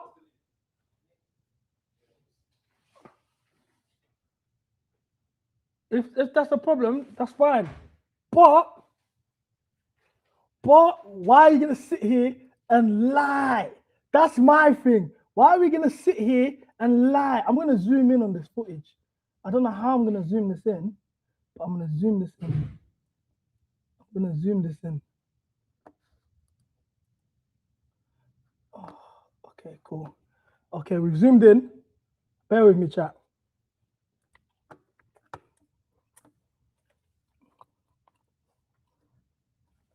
Oh, this is annoying.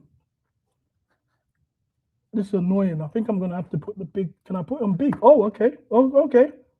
I've got a better angle, chat. Okay, I've got a better angle. Here we go. Look at the roulette. This is him here, yeah? Look at the roulette. Oh my days. He even tripped over. Chat, he even tripped over. Chat, he tripped over his own. Can we slow this down? Can we make this like a 0.5x speed? He tripped over his own roulette. Hey, come on. Hey, come on. Why are we talking about Ronaldo? I'm not a Ronaldo fan. Why are we talking about Ronaldo? Stop deflecting. Stop. No. Hey, real talk. This is sad. Hey, real talk. Chat, this is sad. Come on. We're talking about the best footballer ever, you know. Hey, chat. They said play the whole thing, yeah? Hey, they said play the whole thing. They said play the whole thing. There's more footage. Look at the roulette. Chat. Look at the roulette. Is this camera on me? Is this camera on me? Is this camera on me? God, hey, look at the roulette. Look at the roulette. He didn't beat a player. He didn't even beat a player. This is what they're hyping. Nah. Seriously. It's okay. All you had to say, look, why are we talking about CR7? I don't care about CR7. Generally, I actually don't care about CR7. All you man had to say was, you know what, CB, fairs. That Vinny roulette, Messi's never done. We move on. No one's going to judge you. No one cares because Messi don't need skills. Messi don't need skills to beat players. So honestly, who would care if the roulette was done and he couldn't do it at a high level? Who would care? Nobody. Why would nobody care? Because Messi don't need roulette to beat players. He doesn't need to do skills. Let me show you a real roulette because this is sad. Okay, Tendo apparently sent me. Okay, now they're saying, what has Vinny accomplished? Okay, see what I'm saying? Comprehension is important. Chat, TTM, Naj, all of you, man. You see this? Now they've changed the conversation. Have I ever said Vinny's better than Messi? Did I ever say Vinny was better than Messi? They're lashing out. I never said that. I never said that. Messi's the better player. We all know that. So what are we doing? Why now over a skill is everyone lashing out?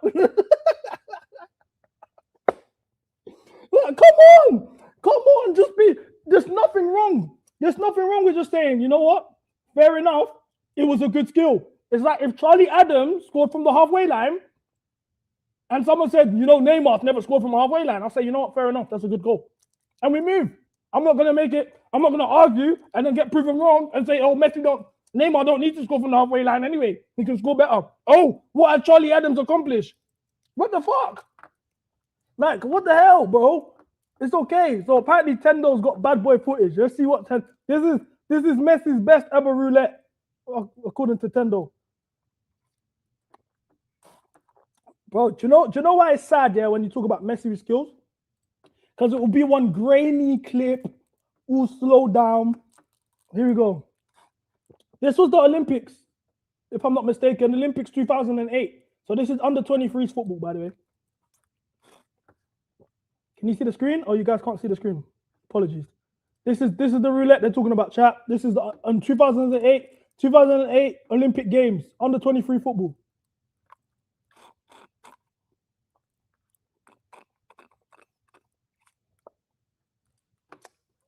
That's not better than Vinny's one. That's not better than Vinny's one. And the fact that this is the cleanest roulette you can find, and is when Messi was playing with the under 23s, tells me everything you need to know. But let me show you what a real roulette is. There's Neymar.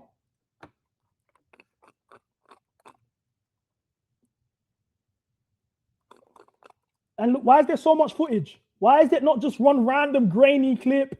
Why is there so much footage? Why is it so easy to find? That's the difference between being the best dribbler ever and just one guy that just can carry the ball. Why is there so much footage? This is 5 minutes. This is 5 minutes of one skill. This is 5 minutes of one skill. Why did you man have to rise me under 23 Olympics? That's the difference.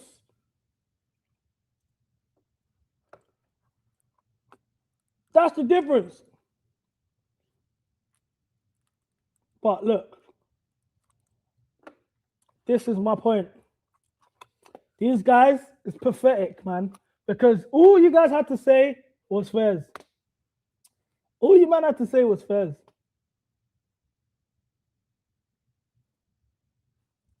Because, bro, look, guys, this is a 5 minute clip, yeah, of the same skill.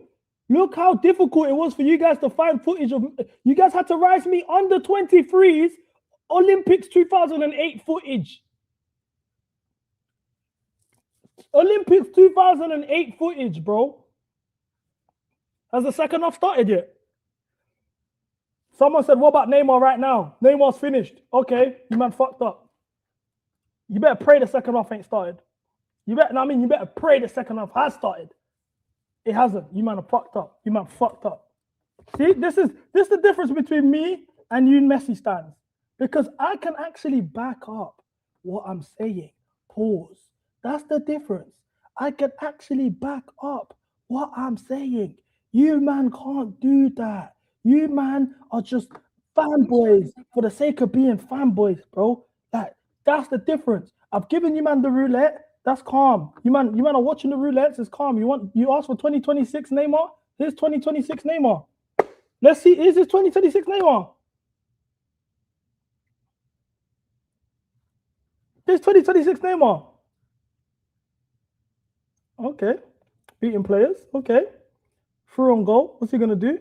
Easy. Light work. We just saw Vinny mess up this exact same chance. This is light work. Oh, wait, hold on. Did Neymar just do something that Messi hasn't done on the football pitch before? Oh, in 2026? No, surely not. That doesn't make sense. Surely not. This can't be right. Oh my days. Oh, they're telling me this guy's washed. Oh, near post. He taught Mbappe that, by the way. Go look at the interviews. He taught Mbappe near post. Come on, bro. Safe. Look at the turn. Safe. Bro, these men are saying he's washed. God, this ain't even adding up. Had to foul him. You can't keep up. It's too easy. 1-2s. Where we going? Look, this is Bov, by the way. This is, do you know what this comp is, guys? This is Neymar. This is just Neymar playmaking. I didn't even do dribbles.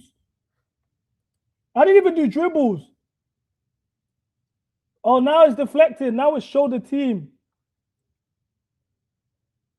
Man said I'm dissing Neymar. Why would I diss Neymar? I would never diss Neymar. Come on. Oh, my days. Wait, hold on, chat. You told me he's washed. This ain't making sense. Wait, you guys told me he's washed. This ain't making sense. Weak of foot finish near post. Weak of foot near post first time. Oh, no. This doesn't suit your narratives. This doesn't. Wait, look what he just done. You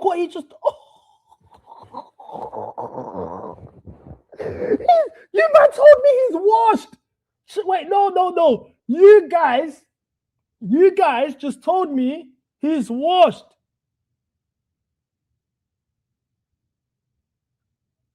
This ain't making sense. What do you mean? If this is chat, if this is somebody washed, if this is the washed version of a player, surely he's the best ever. This ain't adding up. He's chopped the guy out, back in. Oh my days. And he did this with his weaker foot. He did all of that with his weaker foot. He's washed though. He's washed. Surely, right? He's washed. I don't know. Something's not adding up. I don't know. This is weird. Something's not adding up. Look at that, man. Come on, bro. Something's not adding up. Line breaker, easy. Who cares? I will skip the pens. Fuck the pens. I don't care about the pen. Forget the pen. Easy. This is against Fluminense, guys. Remember when João Pedro scored against them and you guys was all hyping it? But it doesn't matter when Neymar does it, right? Interesting. Oh, easy. It's too easy. Look, come on, bro. It's too easy. But he's washed. He's washed, in it. So it's calm. Who cares? Right? Now, who cares?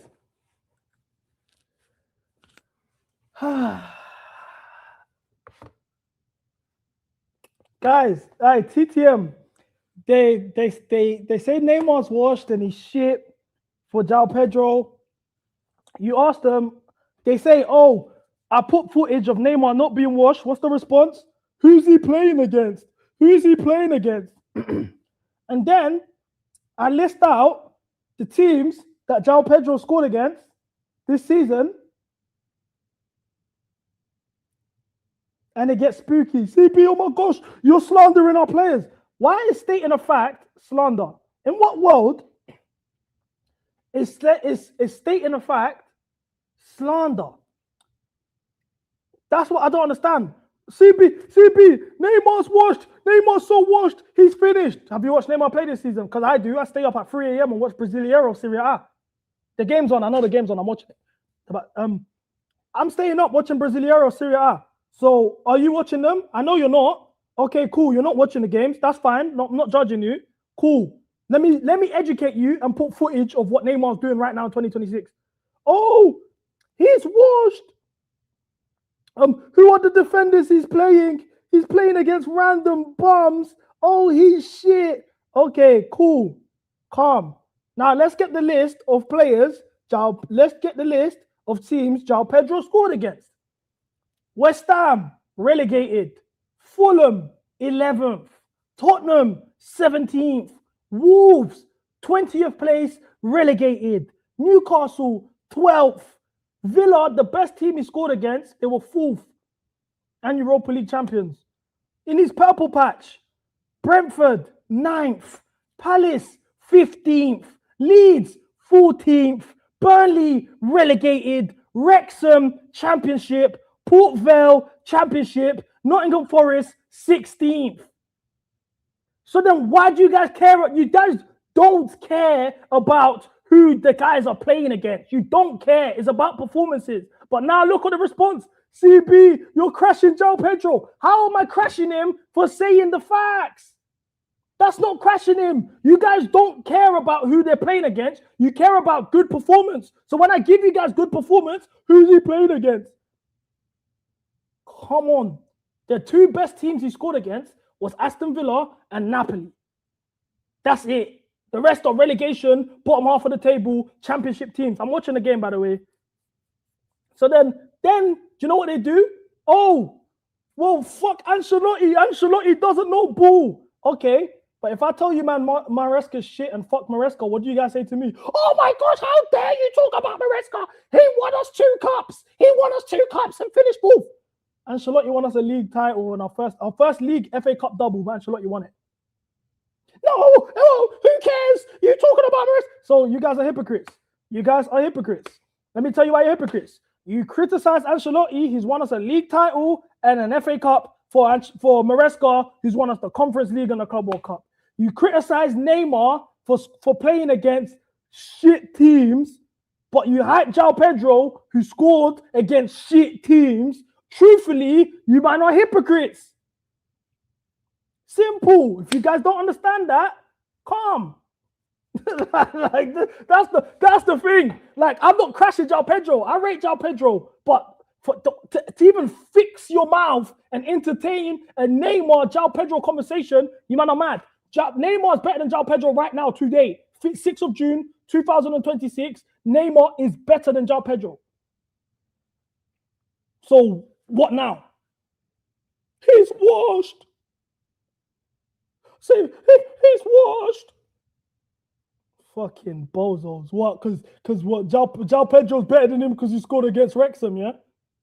Name 4 defenders. Let's play this game because they're doing, name the players that Neymar played against. Okay, name the back line for Wrexham. Name the back line for Port Vale. Name the back line for Wolves. Name the back line for Burnley.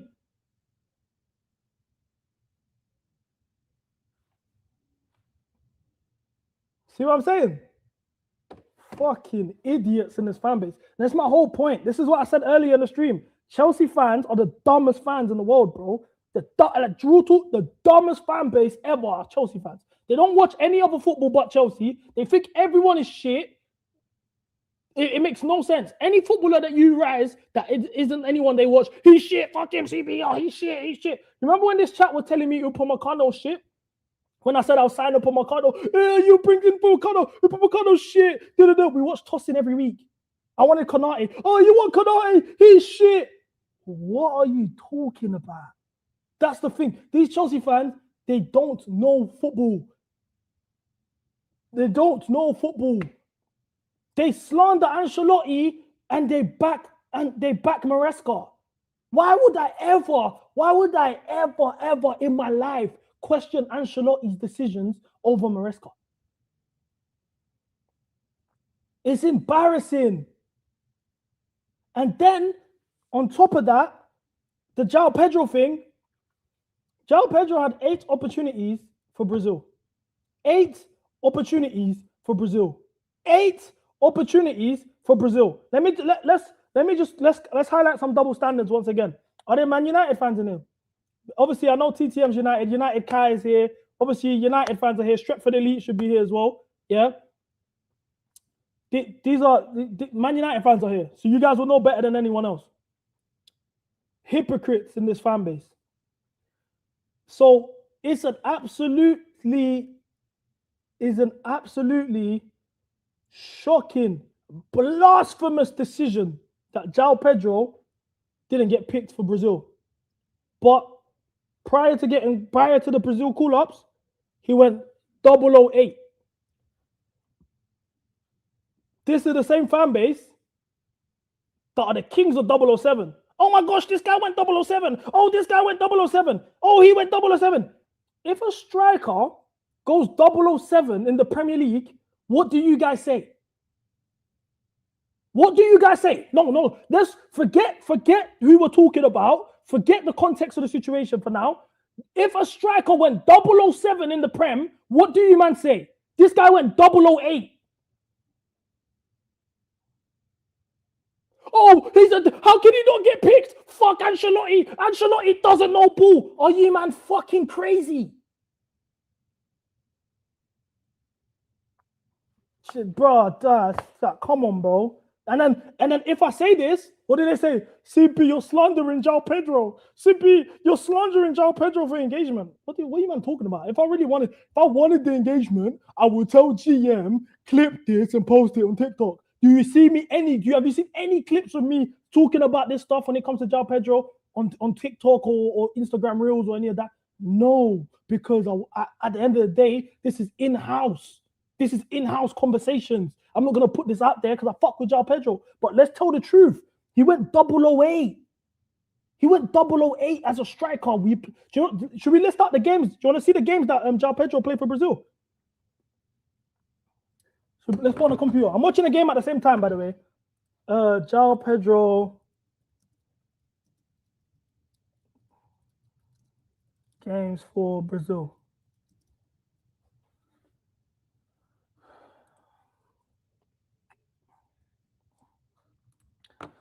Cool. Here we go. These are the list of games João Pedro played for Brazil. These ads, my God. Bear with me.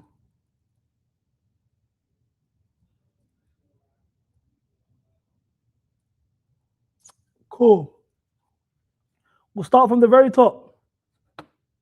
Let's start from the very top. First game, Colombia, 55 minutes, no goals. Second game, 45 minutes against Paraguay, no goals. Third game, 60 minutes against Colombia, no goals. 71 minutes against Chile, no goals. 29 minutes against Bolivia, no goals. 25 minutes against Senegal, no goals. 28 minutes against France, no goals. 67 minutes against Croatia, no goals. But you guys just told me Neymar's shit because he's scoring and playing against defenders that you don't know. Can you guys tell me the back line for Colombia? Can you guys tell me the back line for Paraguay? Can you guys tell me the back line for Colombia? Can you guys tell me the back line for Chile? Can you guys tell me the back line for Bolivia? Senegal, there's actually players you can name. France, there's players you can name. Can you tell me the back line for Croatia? Majority of those, you can't. Sorry, you guys can't see the screen. Here we go. Let me replay this for you guys. Here we go. Colombia, 2-1, 55 minutes.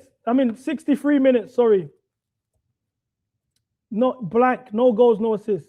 45, Paraguay, goal and no goal, no assist. Can you tell me any of the back line for Paraguay? Colombia, 60 minutes, no goals, no assists. Can you tell me the back line for that Colombia team? 71 minutes against Chile, blanked. No goals, no assists. Can you tell me the back line? Bolivia, 29 minutes, no goals, no assists. Can you tell me the back line? Senegal, 25 minutes, you know the defenders. Mamadou Sarr was playing when he was on the pitch, by the way. He's shit. France, cool, we know the defenders. Croatia, can you tell me the back line? No. But, oh my God, CB, what are you talking about? Neymar shit. Oh my gosh, Endrick scored.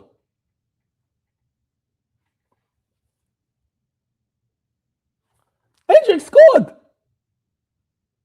I missed the goal. Oh, that about to be free.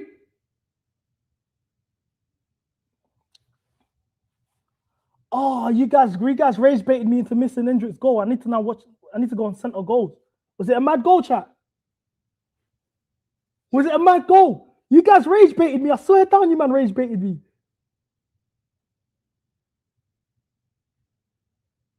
See what I'm saying, man? I wasn't even running agendas, bro. It's because man started dissing Neymar. You know, like when you man start doing dumb comment, oh, CB, João Pedro should have been picked or like, what the hell?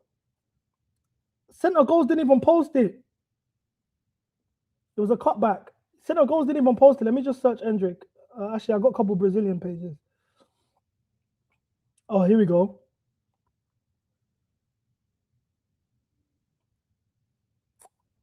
Top goal. I can't lie. My dream's happening. My dream is happening. My dream is happening. I said it, yeah? The front three going into the Morocco game needs to be Vini, Endrick, and Rafinha. And then the Paqueta, Bruno G, Casemiro midfield. Okay.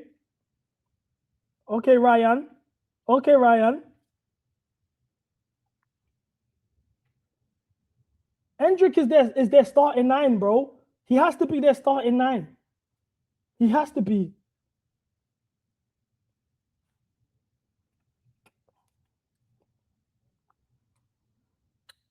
Don Carlo. Aye, blood. Man said we'll win. Aye, we're winning this World Cup, bro. I swear we're winning this World Cup. Bro, do you know how much money, yeah, I would spend if Brazil was in the World Cup final while I'm in America? Jokes aside, I think, like, real talk, I'll go into debt. If it was a Brazil World Cup final, and while I'm in America, bro, I'm going into debt. I will put, if it's 40 bags, I'm going to sell jewelry and we're going, bro. I'm not joking. Like that, bro. 20 bags, I'm going to sell a watch and we're going to the game. I don't care. I'll go by myself. I'll leave Mrs. 1 million at home. She can stay at the hotel. I'll go on my ones. What? Bro, the tickets for this Morocco game, I started to pull the trigger on it because it's looking mad. The ticket for these Morocco games, yeah, for the Morocco, and these are the nosebleeds. It's 2K a pop, bro. You know I'm doing times 2. It's mad. So it's basically 4K USD, bro. 4K USD.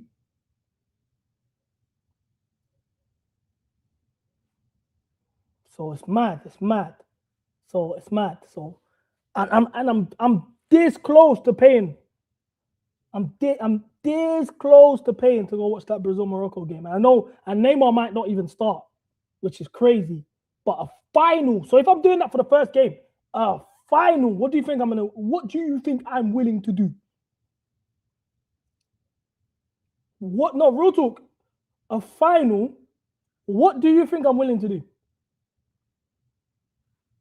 Come on, chat. Do you want to know how much it cost me for Congo versus Portugal?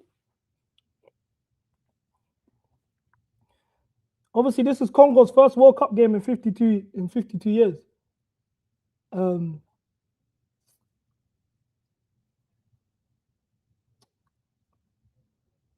it, man. You man ain't on nothing, bro. Let's make it free. This is Congo's first World Cup game in 52 years. Yeah, chat. Also in the nosebleeds, by the way. This is also in the nosebleeds.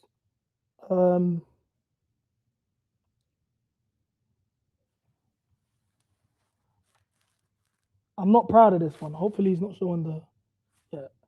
I'm not proud of this one, bro. 1.7K. 1.7K, bro. Madness. It's madness, bro. Just to watch Congo play against Neto, fam.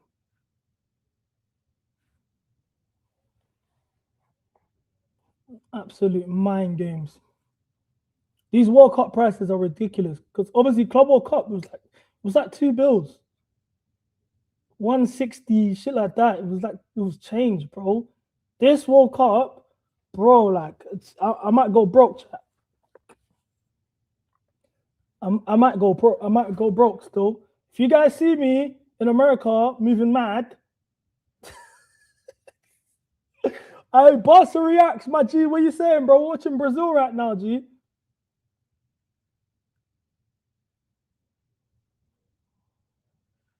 Yeah, bro. It's like I'm going to every Congo game. What have I told you guys my schedule for the World Cup? Is Neymar World Cup worth 20K? Yes. What kind of questions is that? Man said, what kind of question is that? Of course. I would drop mad bread. I'll drop mad bread to go watch Neymar play.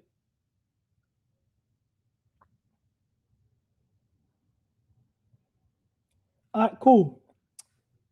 You still going to the No. I can't go to the NBA Finals. That's too expensive. The cheapest ticket was 11,000. It's not that serious, bro. I'm not even from New York. Like, it's not that serious. I'm gonna do a stream. I'm gonna do an IRL stream outside Madison Square Garden and get the vibes and all of that. Would you guys want that? The day I land.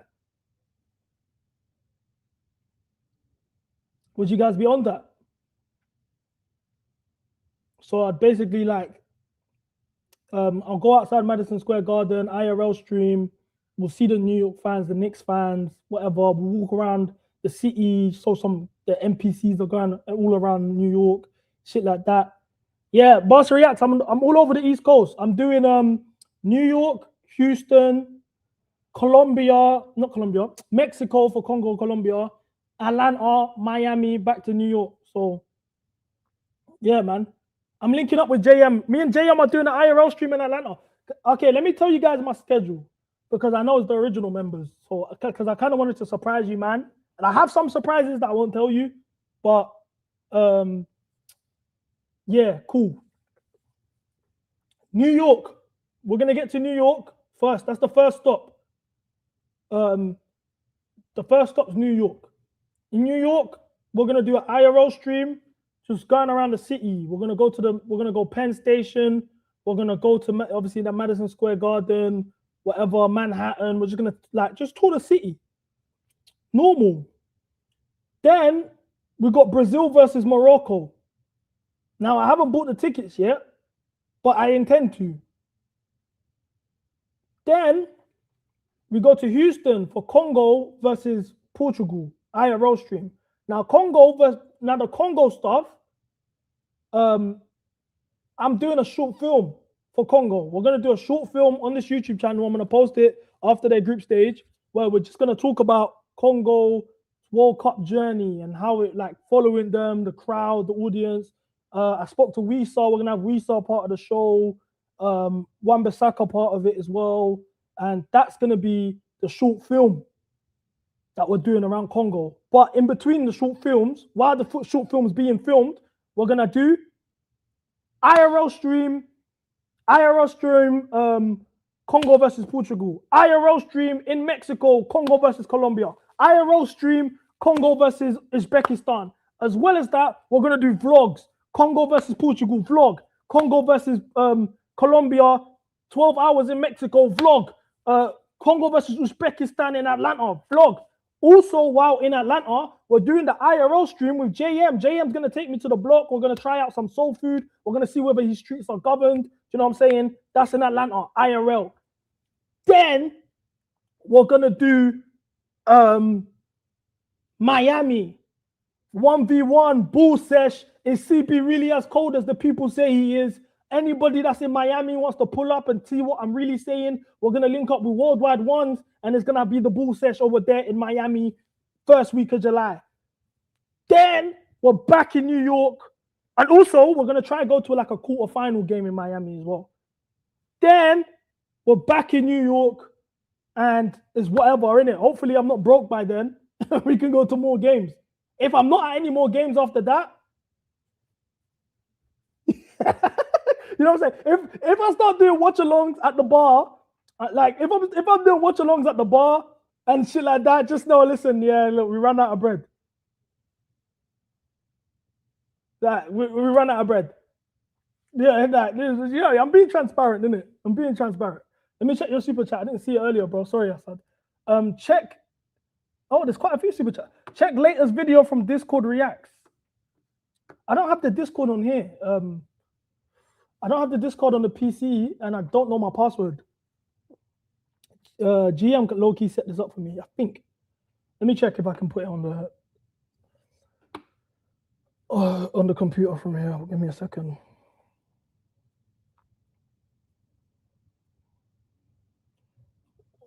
POV, the best goal ever scored at Stamford Bridge.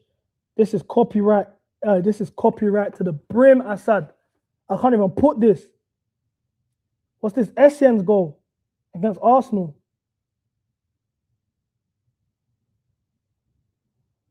Broski, I swear, I can't even put this.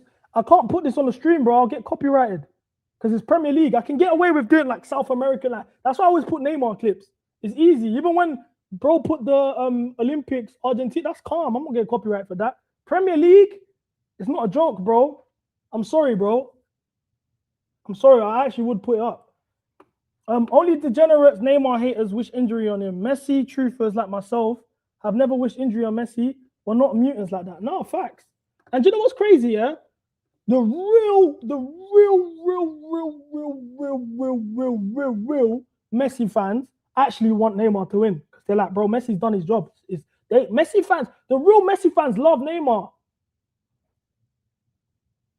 The real Messi fans love Neymar, bro. It's only the bots. Check the main chat. What main chat? No, I can't lie. Sky, I can't lie. On my Twitter comments with the João Pedro stuff, man were wishing injury on him still. Man was saying, I hope he gets injured in the group stage so João Pedro. They were doing mad stuff. When the news and all of that came of Neymar being injured. By the way, Neymar's not injured. I want to make this clear to you. Neymar's not injured, by the way. But that's a whole nother conversation. When that news all came out, all of them were celebrating. Yes, pick João Pedro. Ancelotti's an idiot. Like, come on, bro. It's weird, man. I don't like the forcing the injury stuff is weird. For someone that finished 10th, bro. Like, come on, bro. I'm sorry. All of these players, yeah, I'm not giving them grace. You man can say, oh my gosh, CB, how dare you crash so-and-so? He finished 10th. Why the fuck am I not going to crash you? This is what, do you know this is the sign, yeah, of you not being a big football club anymore? When you accept finishing 10th. Real Madrid, for example, finished second in the league. They finished second in the league. They got knocked out of the quarterfinal of the Champions League. To arguably the second best team in Europe. They're slandering all their players. Get Tchouaméni gone. Get Mbappe gone. It's a crisis. That's a serious football club. We finished 10th and trophyless, knocked out round of 16, lost 8-2, 7 losses in a row, a whole month without a goal, lost to the FA Cup final, 3 different managers, and I can't get onto my players for finishing 10th. I'm a fake fan who's crashing players for finishing 10th. Yeah, calm. Standards have gone out the bin. We're not a top club no more. If that's the case, why does anybody have fans that finish 10th? And you know what the response is? But CB, Hazard finished 10th. He won the league the year before he finished 10th, and then won the league the year after. Word. Madrid fans are crashing out. Facts. So then why am I the bad guy why am I? It feels as though I'm the only person. I spoke to one of the ballers the other day. He said to me, CB, I can't lie, you're going too mad. That obviously I hadn't streamed in ages. No, I was chatting to me, yo, you saying, what's the buy saying? Da, da, da, I'm calm, I'm chilling, blah, blah, blah. He's like, bro, you streaming out there. I said, I ain't streamed in like a week. They're like, it's good, bro, because you've been going too mad. I said, bro, these man, I was talking, it wasn't someone that played for Chelsea, innit? I'm like, bro, these man finished 10th. How can I not go mad? They finished 10th. He's like, nah, no, but broski, you're lashing out though. You're getting onto the man them and that. Da, da, da. I said, bro, the man them finished 10th. If I accept the man them finishing 10th, I'm officially a 10th place man. There's nothing wrong with being 10th. You got to have a standard. It's mad. It's mad, bro. CB, some people are stupid. They hold people who they don't rate to a higher standard than the players who they rate. Exactly. And that's why these men don't like me, because I call out their faves. Palmer played shit for a year and a half. I'm calling you shit. I call a square, circle. If you play shit, I'm going to call you shit. If you play like the best, I'll call you the best. When Palmer was bullying out, who was the one that was saying this guy's the best? When Caicedo was bullying out, who was saying he's the best? When João Pedro was bullying out, who was saying he was the best? Me. But if they're playing shit, I'm going to say they're playing shit. But these men would rather spend time getting on to Gusto and Delap and Garnacho and Tosin. Yes, these men are shit, but they're the role players. They're not the guys that we rate. They're not the guys that we will debate with other teams, other rivals, fans. Oh, our player is better than your player. You think anyone's rising Tosin or Gusto or Delap or Neto or Garnacho in any of these debates, or Andre Santos? No. So then why are we not holding the guys that we actually do argue for to the standard that we're arguing them for? It makes no sense. And then when I called it out, CB, you're a fake fan, you do this for clicks. Yeah, right. Come on, man. It's so jarring. But everyone's just super protective over these players, bro. Look, you finish 10th place.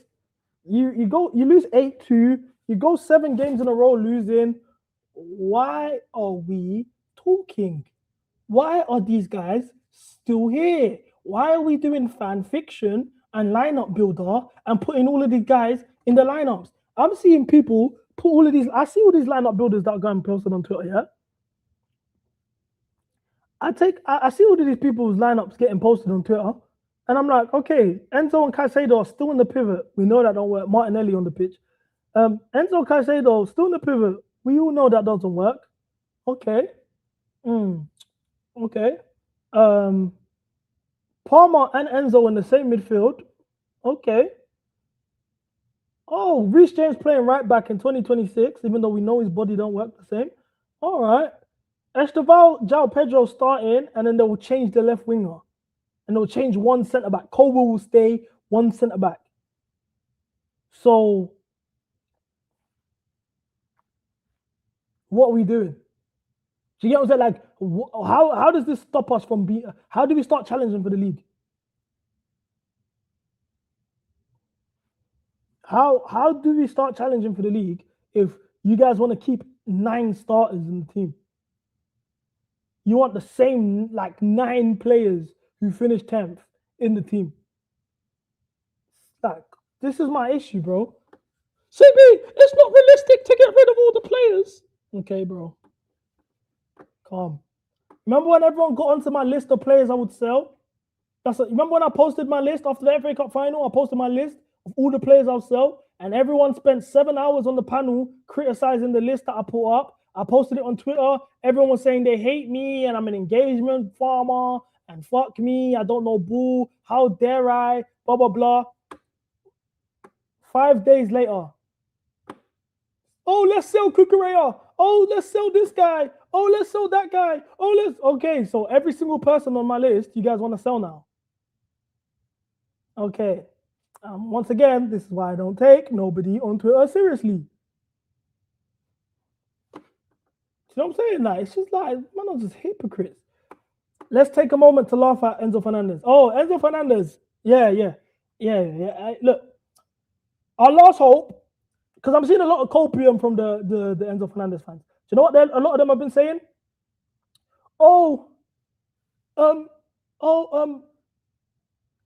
Enzo's going to PSG. Real Madrid are going to buy Vitinho, João Neves, and Enzo's going to go there.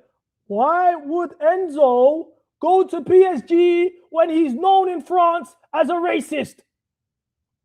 Why would Enzo go to PSG and play with teammates who is racially abused? Oh, but he's going to go to Real Madrid. Don't worry. He's going Real Madrid. He's going Real Madrid. Okay, who's the best player? Who's the star, the face of Real Madrid? Mbappe. Who did Enzo Fernandez call out by name in his racist song? Mbappe. Where's Mbappe from? France. Who else was in that team, in that song, that plays for Real Madrid? Tchouameni, another one you racially abused. Camavinga, another one you racially abused. And then, on top of that, they've got the face of anti-racism in football with Vinny Jr. in their squad. Why are they signing the racist? Your best bet is going Atletico Madrid. But when you say this, oh my God, CB, that's bad vibes. Oh my God, CB, you're just hating. Oh, CB, you just hate everything about the club. Yes, I hate racists. I don't like racism. Yes, you don't just do racist stuff, and because you didn't get no consequence at Chelsea, because Chelsea's a backwards football club, you got rewarded with the captain ban, no suspensions, nothing. It doesn't mean it got swept under the rug. Because PSG are not going to sign you. Do you know what French people think about you? You're not going to Real Madrid. They play with the face of anti-racism, of Vinny Jr. Then they've got Mbappe, who you said his name and racially abused. So where do you think you're going? Your best bet, you said you want to go Madrid, is Atletico. That's your only pattern. Or I don't know, bro. It's looking mental. Or you're going Saudi. Like, come on, bro. This is mad. This is mad. Cool. You might think I'm joking. Long ball over the top. Touch. Oh, my God. What a touch, Enrique. Ooh! Back heel flicks. Hey, Hendrick's moving warm. Cool. Who's the biggest PSG int? PSG int is probably the biggest PSG account, right? I'm sure he's spoken about Enzo. Let's do Enzo Fernandez. I've just searched Enzo Fernandez on his Twitter page. Okay, here we go. Look. Here we go. March 15th. Enzo Fernandez. Do this way. Enzo Fernandez to PSG. Yes or no? Let's read the comments.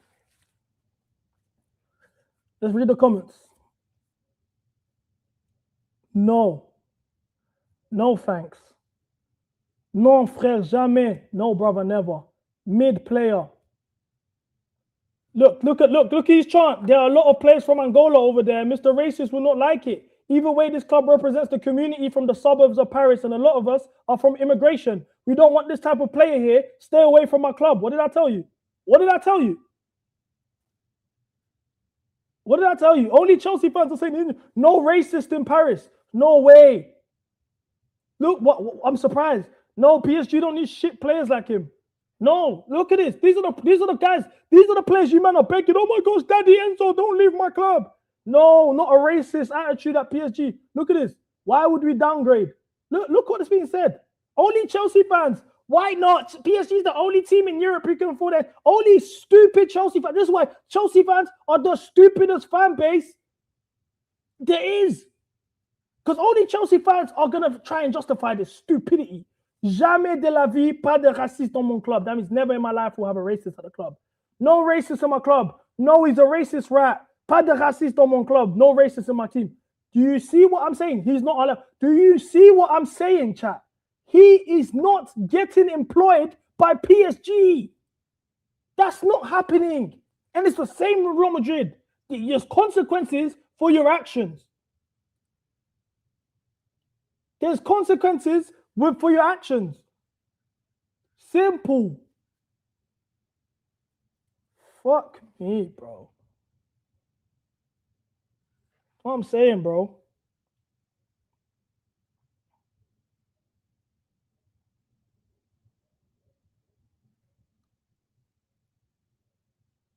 That's what I'm saying.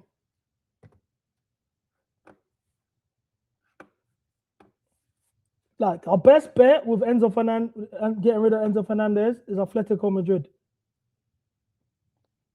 Exactly. They're standing on business, and this is the thing, yeah, that I was so disappointed with the football club with how they acted. They should have sent him to the shadow realm. That season, they turned on the PR for Enzo. They gave him the captain ban.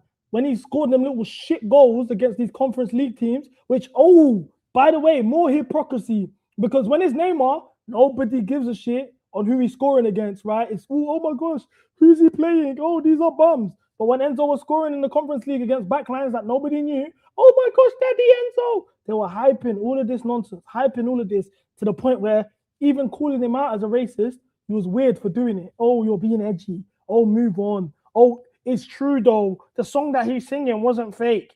So this is my point. It's weird. The guy's a racist, but we all enabled it. You're all begging for him to not leave the club. No club wants him because he's a racist. No. What do you think was going to happen? Fan base is tapped. His best bet is Atletico Madrid, or we're pissed. Or we're stuck with this guy, bro. No one wants him. Man City don't want him. Madrid don't want him. PSG don't want him. Like, it's mad. It's mad.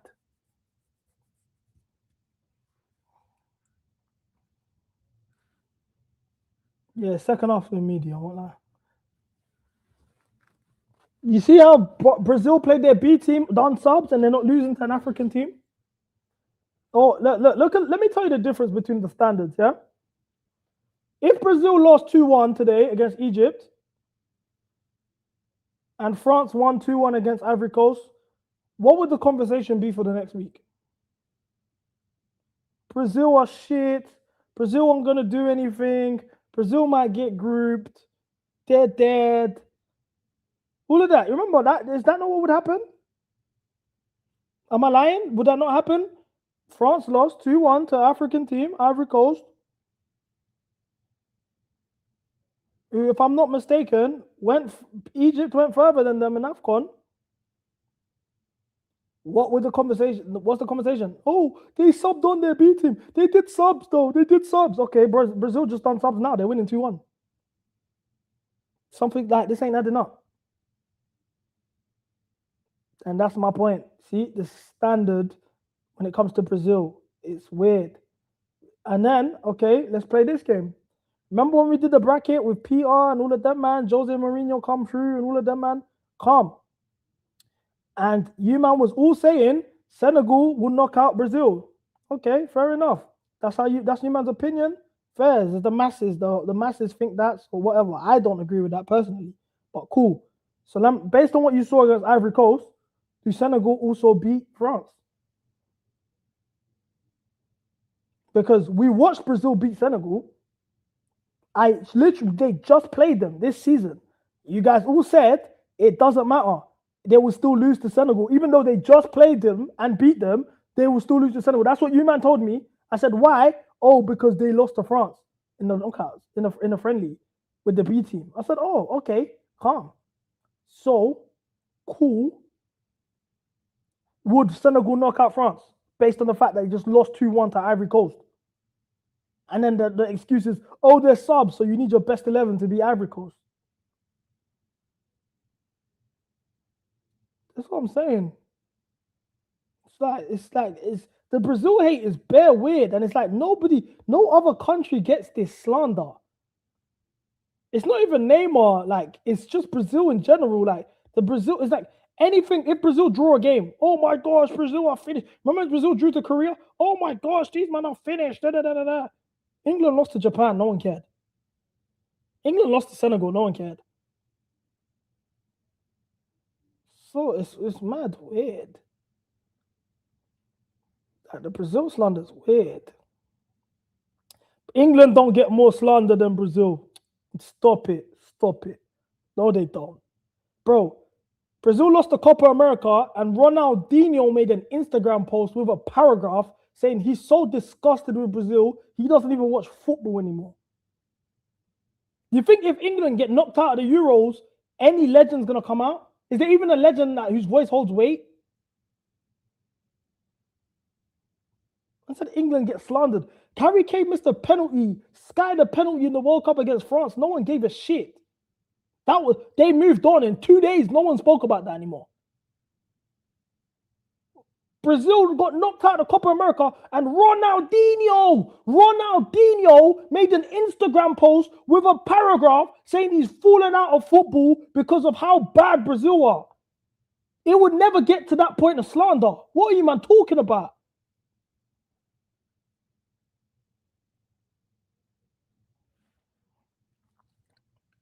I say 7-1, 7-1. Okay, that's just more evidence of slander they got after that 7-1.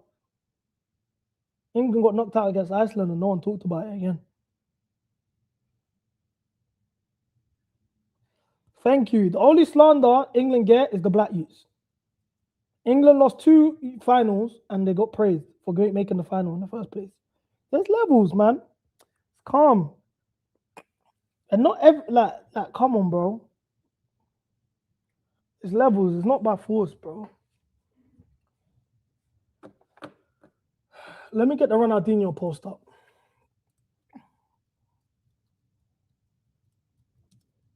Ronaldinho, Brazil, Instagram, post.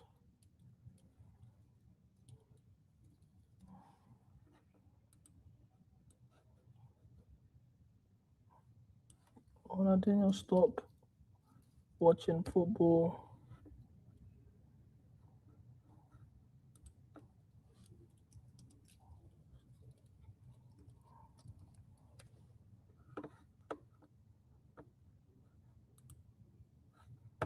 Here we go.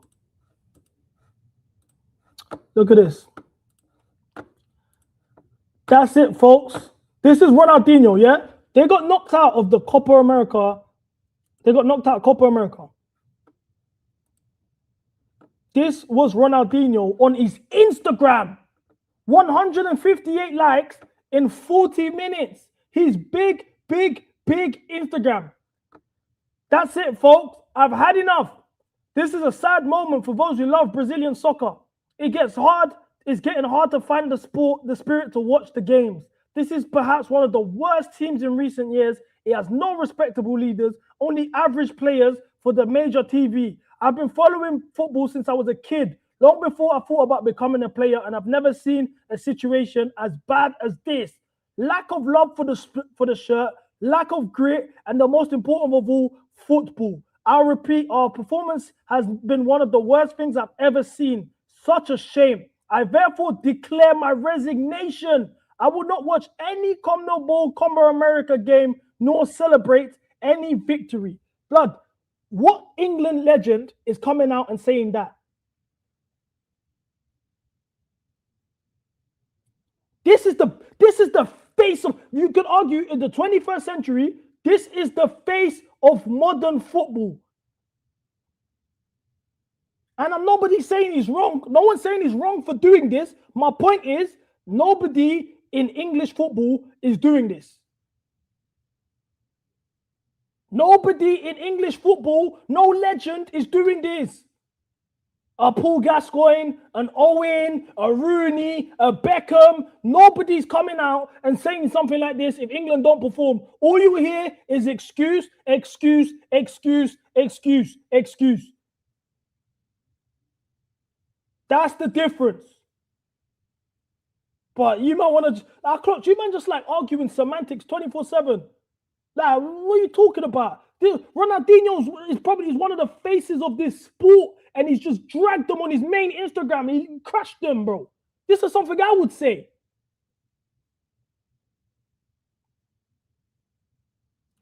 Okay, so did Brazil not make a Copa America final in 2021? The same year England lost a final in the Euros? Did that not just happen? This is just, bro. I'm at the point where I'm going to rage quit.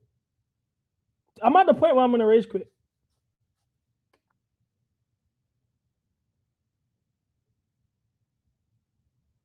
I'm at the point where I'm going to rage quit because what are we doing? Brazil obviously hold more corn.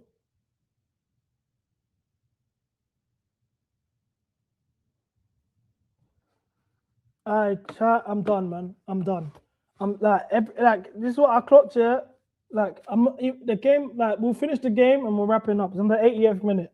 After this, like, let's just 90th minute, I'm wrapping up because I've clocked, bro. It's bare jarring. You can't have any conversation without CB, you're rage baiting. Oh, you're rage baiting. What am I rage baiting? What do I need to rage bait about? What are we talking about? I didn't say England don't get crashed. Every country that loses gets crashed. France got crashed for losing the final in 2022, by the way. In France, they were holding crashings. Cool. England obviously hold crashings. My point is, Brazil hold more crashings. You would never see David Beckham isn't crashing England for playing shit on his Instagram. Gerrard, Lampard are not doing that, and they're nothing in the footballing world in comparison to what Ronaldinho is. Not to mention, that is just the tip of the iceberg. All of their legends do this. Romario, Rivaldo, R9, they all do this. Like, what the fuck? Like, this, like, oh, bro, that's, like, you man are just, but apparently I'm rage baiting. Me saying that is rage bait. Cool, bro. I swear, like, everything I say is rage bait, but it's mad jarring. Like, maybe you just have to work on your anger, bro. Maybe generally you've got anger issues or you've got comprehension issues. It's actually jarring.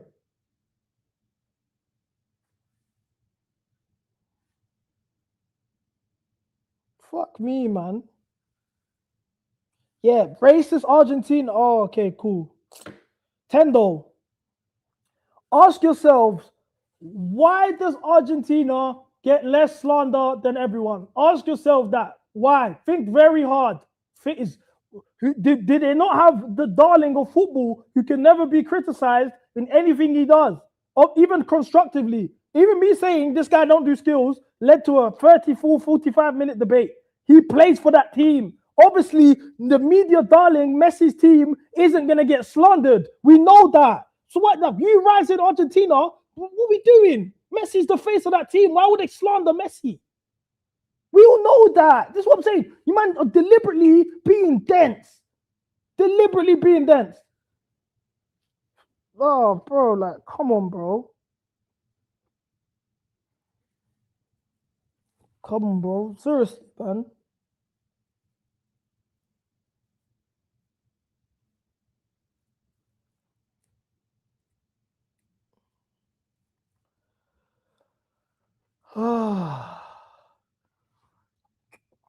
Messi quit the national team because he missed a penalty against Chile, bro.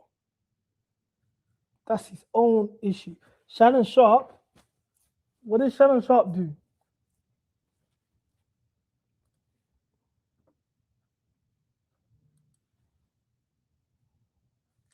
Brazil has the most likable players out of everyone. All right, look, let's start packing up the stream. Let's start packing up the stream. I just sat on something mad. I don't even want to turn around. Let's start packing up the stream because man are just chatting shit, bro. Every day, man are just chatting shit. And I don't know if you do it to get a reaction from me. Brazil have the most likable players, the guy just said to me with a straight face. Cool. The leader of the back line is Gabriel. Nobody likes Gabriel. Not to mention, prior to Neymar hasn't played for Brazil in 3 years. Up until this point, the face of Brazil is Vini Jr., the most polarizing player in Europe right now. What the fuck are you talking about? Bro, I'll be real. Slow it, man. Just slow it, man.